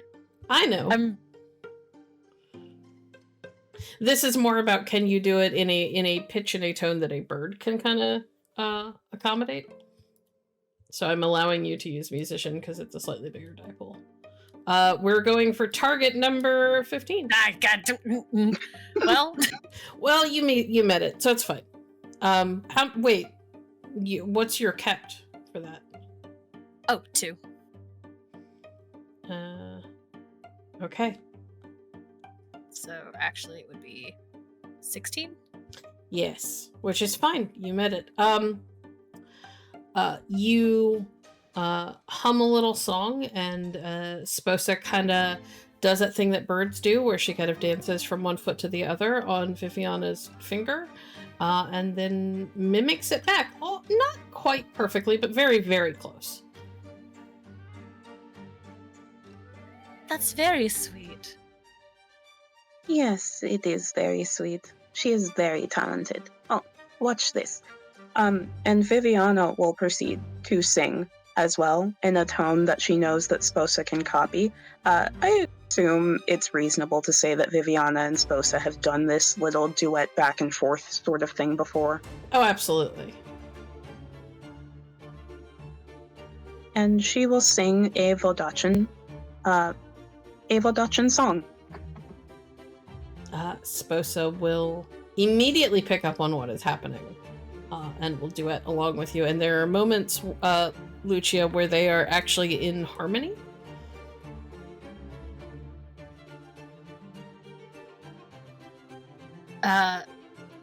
Enraptured, absolutely enraptured.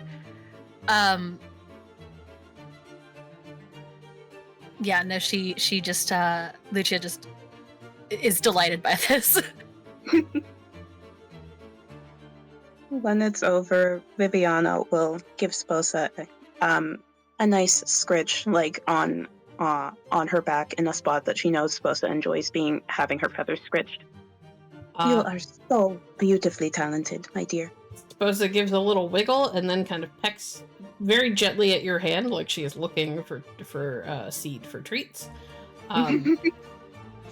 because that is supposed to be her payment for performing.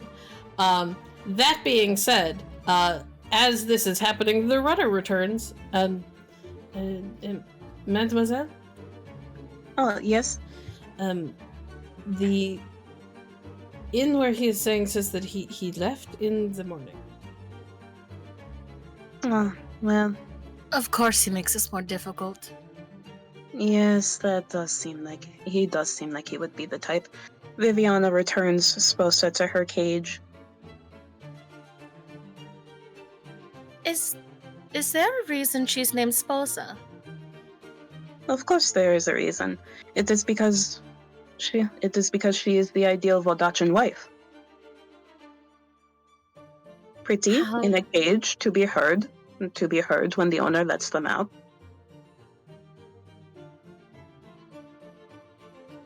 Lucia gives you a face that looks like she is very obviously a little heartbroken by that.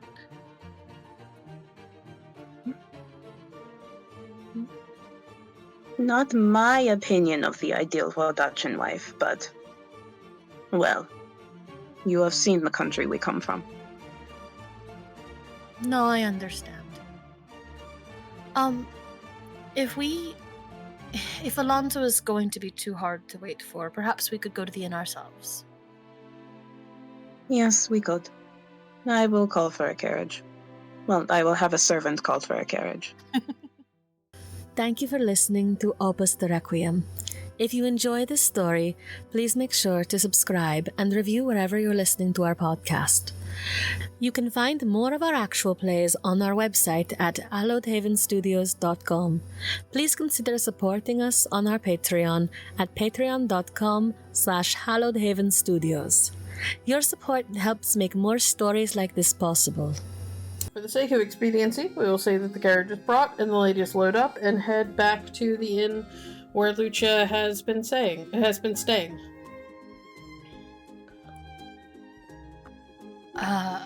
I don't want to take too long, but I do need to get my things if I'm to stay with you.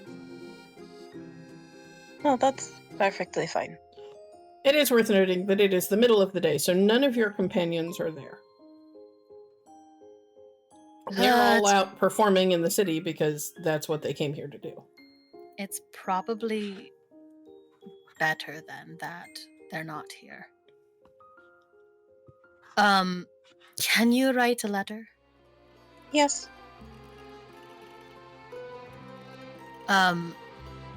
Lucia's gonna go to her room that she's been sharing with Giselle and Fritzy and to get her things. Okay. And she'll have Viviana come with her. It's Your a lot. things are there. And then she'll, if she can, find some like paper and charcoal. Probably drawing supplies somewhere. Yeah, that's not difficult.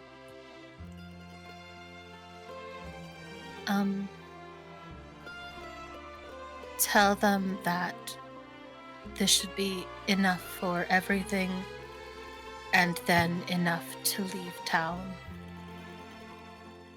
Okay. I'm sorry that I put them in danger. Alright. And then from a pouch that she pulls from her things, Lucia's going to pull 100 guilder and fold it up in a handkerchief and stuff it under the mattress.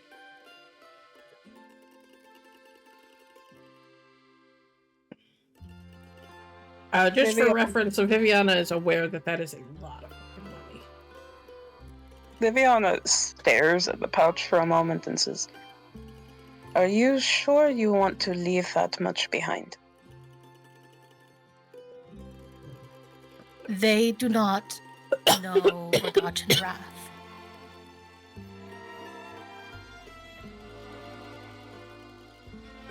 Okay, it is your decision.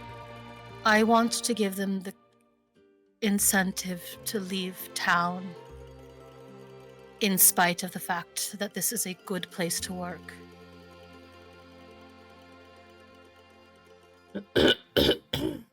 Okay. Viviana will pen down what Lucia has told her to pen down. And then in the letter she will also ask for you to add a note about actually no, she won't. Lucia will put the gilder in one of the other girls' things. Okay. So that they don't have to go searching for it. You are able to do all of this quite easily, assuming that you ask for help from people who work at the inn.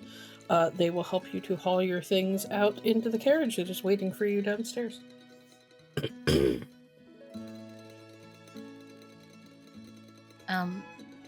And then the last thing she does is draw a little butterfly in the corner of the letter for them. Cute. Yeah, that's all she needed to do. Okay. I'm assuming you are going to head next to the university? Yes. Yes. And then have the carriage take the stuff onward to the chateau. Yes. Yeah. And Lucia takes very special care. There are 2 cigar boxes that she were in her things, and she puts them on the seat of the carriage and tells one of the footmen, "Guard these with your life." They give the cigar boxes a little look, but nod and agree. That's all. Okay, and you are onward to the university. Dr. Hutcheson, you have no sooner gotten back to your rooms with Alonso and Heinrich in tow that your erstwhile fellow academic returns looking vexed with a couple of young women in tow. And like he is tired of being the person who keeps having to get the door for your guests. So there should have been, I think, at least a time lapse, because I went back to the university while they went to find Raoul. Yes. And then they were going to come find me at like dinner time. Yeah. There was a time lapse. I'm Okay. skipping over big chunks of the day because there wasn't anything important happening. Perfect.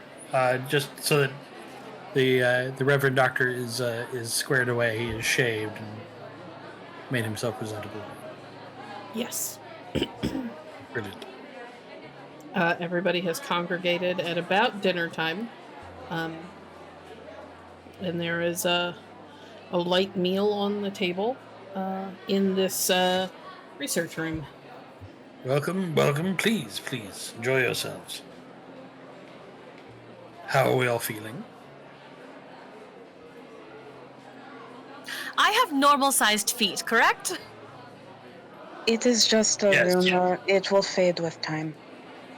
Alonso almost looks at Lucia and then stops himself. Oh, Your feet are perfectly normal. Fret ye not. Alonso, may I speak with you privately? Is there a particular matter you wish to discuss? Employment. I see.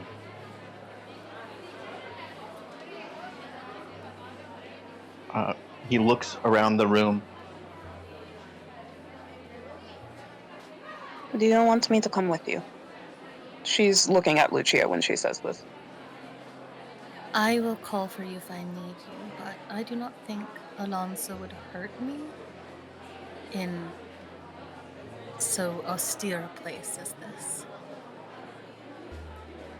Not without considerable cost. And I Yeah. do not. Oh, go ahead. I do not think that you will provide it.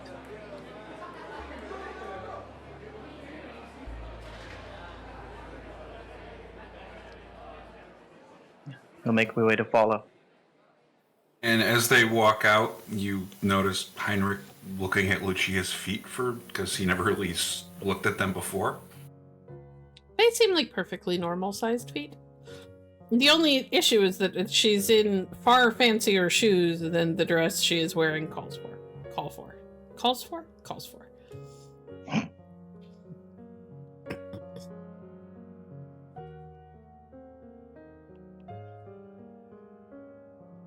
So,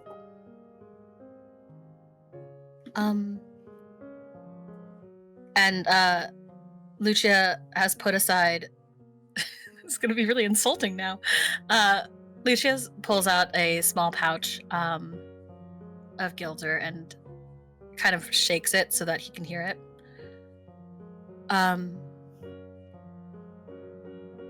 I would like to employ your services as a bodyguard. indeed. And what could give you the sense that you might need one? She just looks at him. No, we shall have communication if we are to be employed together.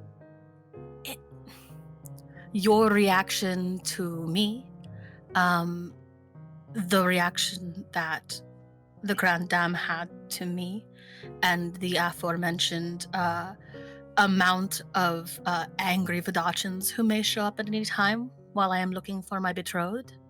So an accumulation of enemies is what you are concerned about. Still not quite meeting her eye. Yes, an accumulation of enemies. It is hard to speak to you when you do not look at me. It is hard to look at you when I have heard what you can do. I cannot hurt you. I do not believe that.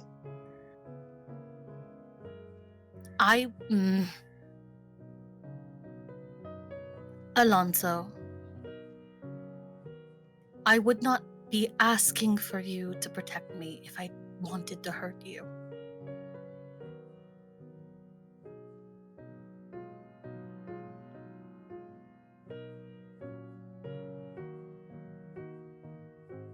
At this juncture, I would like us. Can we do a roll about this? Because I don't know if Alonso's going to get over himself, and this feels like a good place for dice. I've actually got one more pitch. Hold on. Okay. Okay. Lucia sort of sighs and covers her eyes. Alonso, it is not just that I need a bodyguard.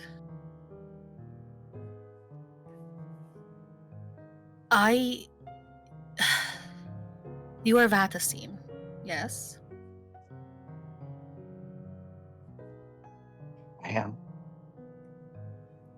As the Reverend Doctor is incredibly useful and kind and has been very helpful in all of this, but I worry about his influence. His influence. In what respect? As a heretic.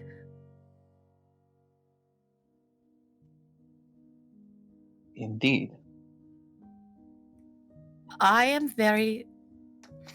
We both agree that I am already 1 foot to damnation by nature of what I am. I would not wish for the Reverend Doctor's influence to push me further. I would like to employ you as bodyguard and good counsel.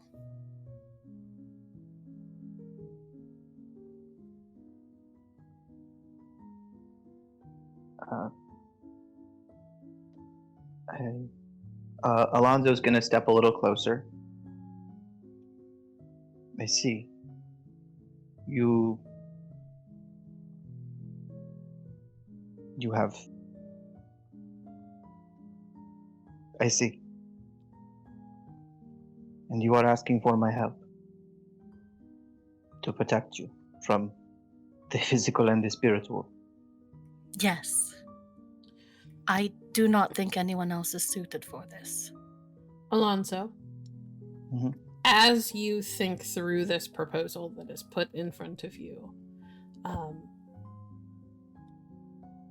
Lucia is not aware of what is happening, but in your mind's eye, you are reminded of waking up in an alley, beaten and bloody and bruised, and staggering out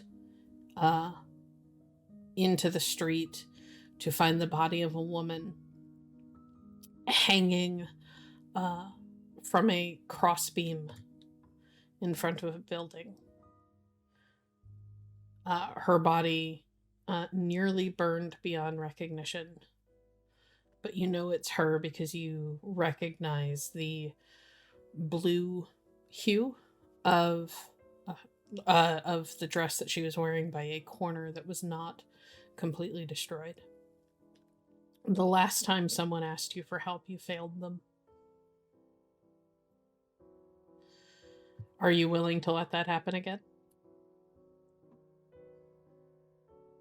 Alonso reaches up slowly, takes the hand that Lucia is using to cover her face, brings it down into both of his, and says, I accept. If by my life or my death I can protect you, it will be so. And then reverently leans forward and kisses the hand.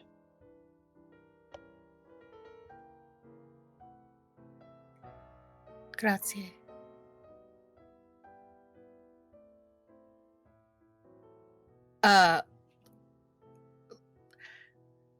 I think Lucia blushes a lot. This will end up being very easy.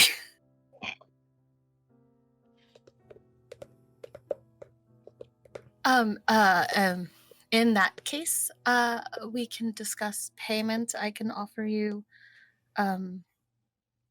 a guilder a day. That would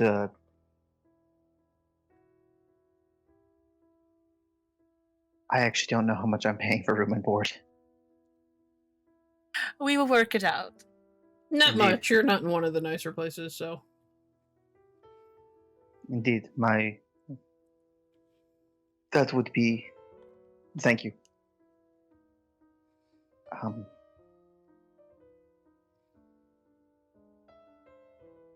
Should the matter of your future husband?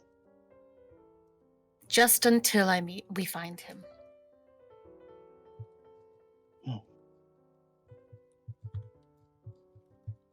After you.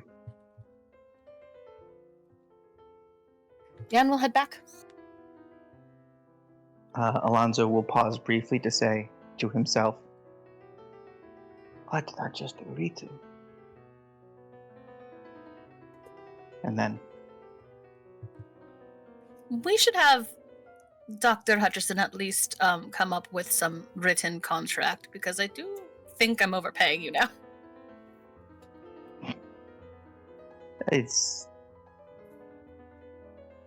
I do not, honestly, I don't think so. And we'll head back in. Okay.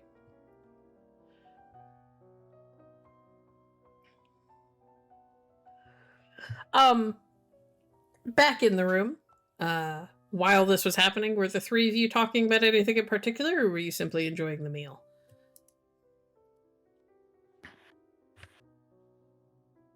Did you find Raoul? And Heinrich lets out a big sigh. Yes, I found him exactly where I expected to find him, in one of the lowest taverns in the city, passed out drunk. Well,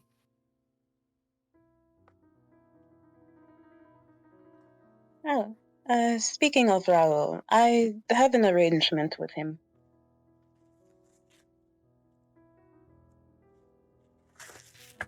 What sort of arrangement would that be? Viviana looks at Heinrich and gives him a wink.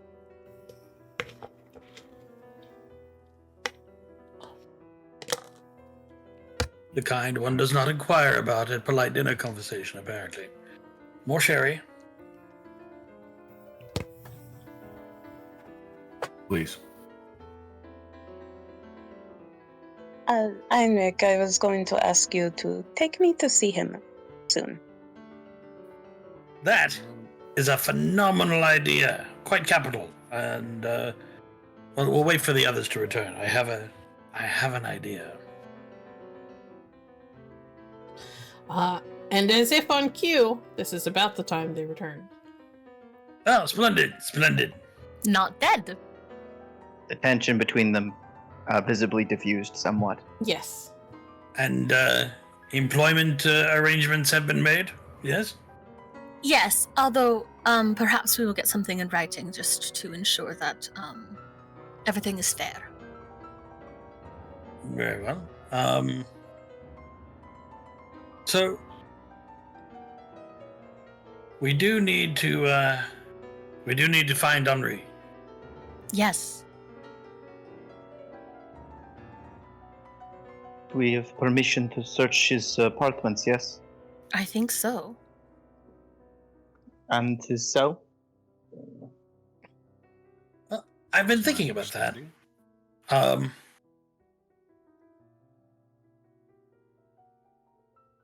I don't know much about the Société Portée of this country, but I know that they are capable of moving distances.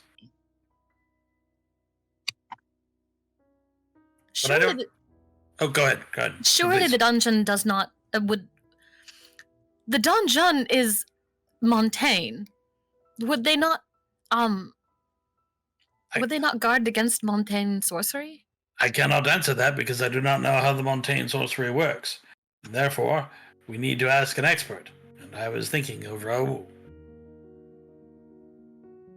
He appears to be well versed in sorcery, as we saw today. He can perform it while deeply intoxicated. Splendid. He's sure. Then I think perhaps we might start with this.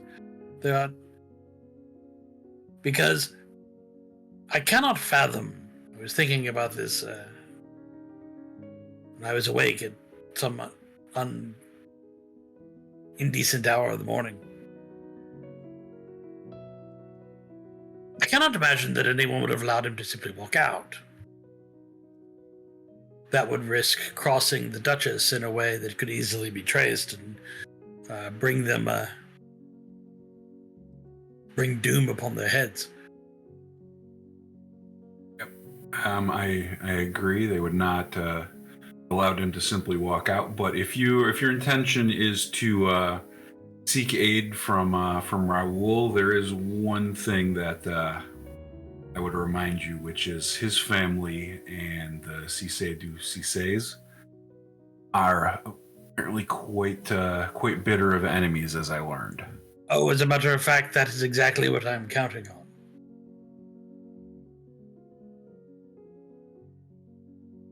Because if the Cissé du Cissé are responsible for finding the young Monsieur Roaraine, that will be a most uncomfortable truth for Her Grace to have to face.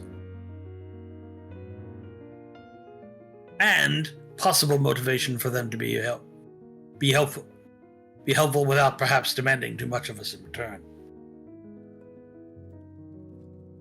An excellent point. However, since I've been living in Montaigne, I find myself developing quite a suspicious mind, and I'm not entirely unconvinced that they might not have been the ones who removed him from the dungeon. Well, if that is so, unless they have reason to, unless you think they would have reason to keep it from us, certainly enlisting your affianced in assisting you in this quest to help true love find one another would probably be in keeping with the way you described the demands that were being put upon you, Herr von Graf? It would certainly not hurt. And you already have an interlocutor, he says, gesturing to Viviana, who has an arrangement with Monsieur Cissé de Cissé. So perhaps the two of you together could get into the house and have that conversation. Yep, I agree. It seems the most logical step, and I suppose I should start spending more time with my fiancée. Usually a recommended practice. Depends on the marriage. Depends very heavily on the marriage. Please spend time with your fiance. I intend to. While this marriage was not entirely of my choice, I intend to be as good a husband to her as I can. Well said, sir. Now, Senor Hernandez, it is, if I recall correctly, you said you had spent some of your early moments here in Charus with people who were not of the nobility. It's true. I was able to make several friends upon arrival who introduced me to a merchant group of some very interesting characters. Intelligent and politically active, I would say. I was hoping you would say that, because it strikes me that a young nobleman who is straining at the leash, so to speak, of having to speak well of l'Empereur may find himself with supporters in such corners. Very true. It could be examined. I would make one other proposal. Go on. The Grand Dame is a force. A Yes. parent who exerts such force upon their family, such control, draws out certain responses, but often allegiance among the children. Is it not the musketeers who guard the prison? Is not their captain the other child of the Grand Dame? And has not love been shown to exist in their family even when it is denied?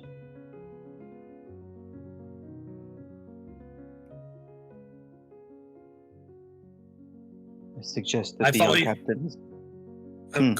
Go on, please. I suggest that the young captain has perhaps rescued his brother from imprisonment. That would be a very serious charge to level at the captain of the musketeers. I agree.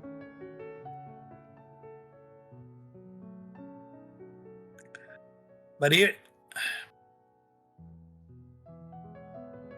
here's my thought to begin with. Would be that you and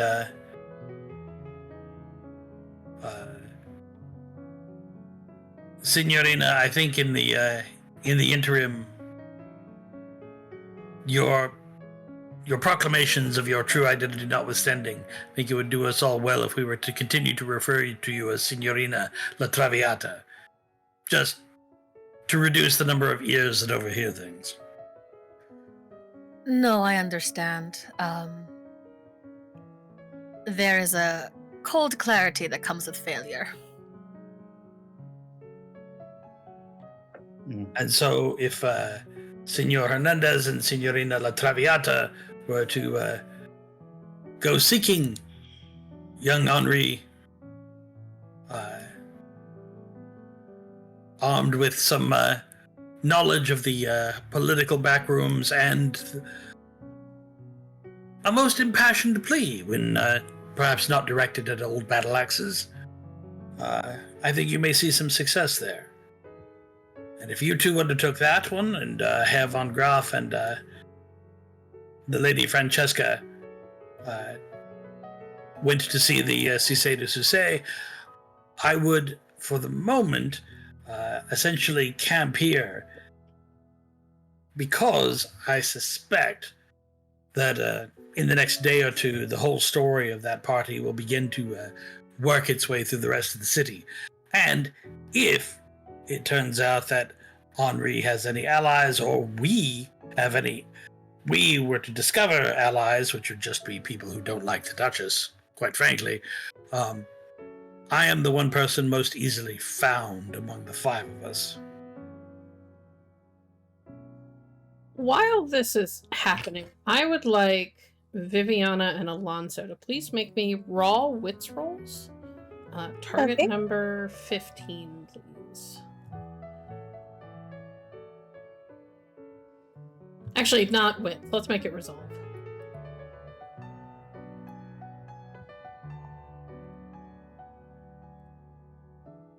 Yes. Okay. I don't remember if Viviana has any more drama dice.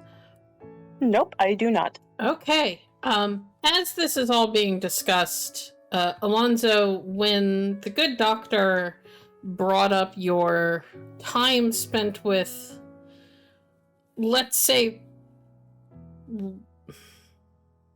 the common folk who might be chafing a little bit at their situation, and he's talking about wanting to speak to Raoul, you suddenly remember you had seen Raoul before ever meeting the rest of the group. He was there. He was. Monsieur, Doctor. I think perhaps we shall, the phrase is two birds with one stone. Go on. Monsieur Raoul has allegiances with the same interested parties where I partied. Is that so? Indeed. He is- Viviana. Neither His of you spoke to him, but you character. did see him there. I was just going to say, Viviana looks at Alonso and then thinks back on that particular night.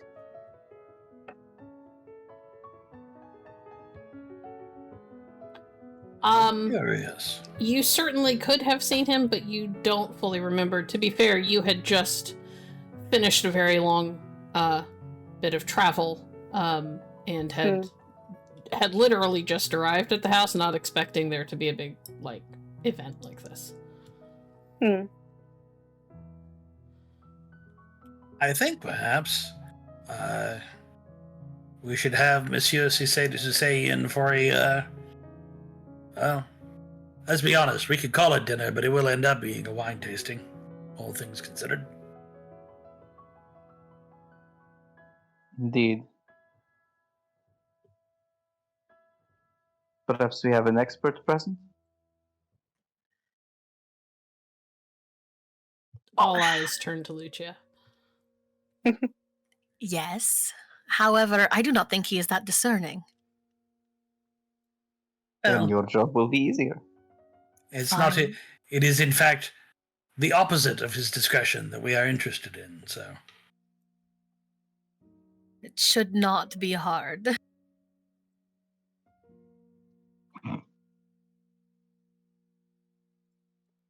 All right. So the plan then would be to start for Herr von Groth and the Lady Francesca to pay a call on the Cissé de Cissé, Senor Hernandez and Signorina La Traviata to make new friends, and then perhaps a quieter, more private meeting with our new friend Raoul to see if we cannot drum up a few more leads as to where we might be able to find this young man. You can invite him to my residence. That will not arouse any suspicions. Indeed.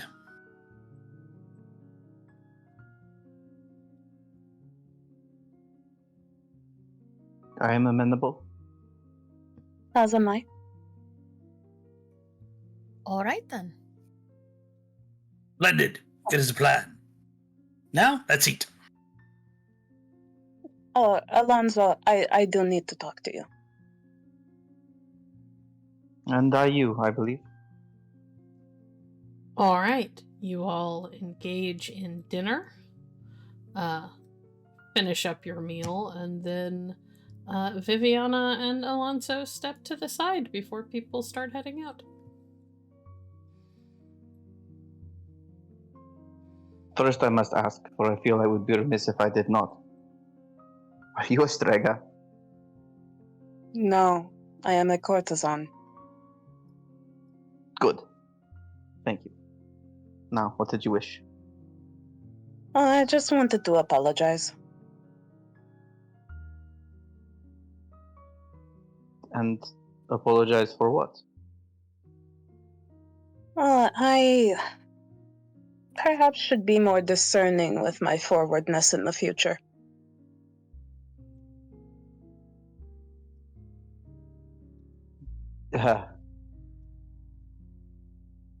Have you spent any time in Castile? Viviana chuckles. That's not what I meant.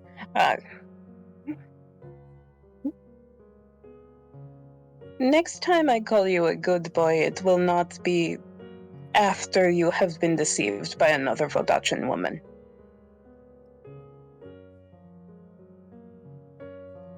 You see Alonso go entirely from one setting to another. I see.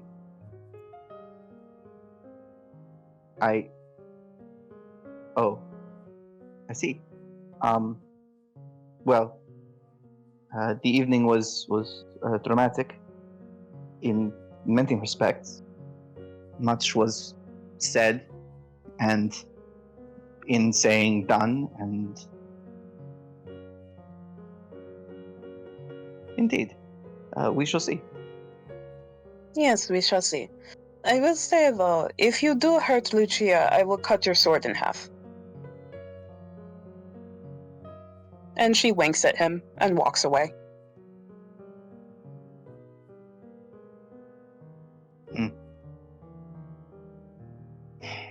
Well, passion. I admire passion. I'm going to fucking die here. Thank you for listening to Opus de Requiem, a 7th C First Edition actual play by Hollowhaven Studios. Storytelling for this actual play is provided by Bloodied Porcelain. Alexander Hutcheson is played by Bookkeeper. Lucia De Felici is played by Clara Allison. Heinrich von Groth is played by Typhoon. Alonso Hernandez is played by Overthinker. Viviana Lucani is played by Glamour. Our intro music is by Sémø. Our art is by Daryl Arazak, who can be found at artstation.com/Daryl Arazak. Our editing is by Virens.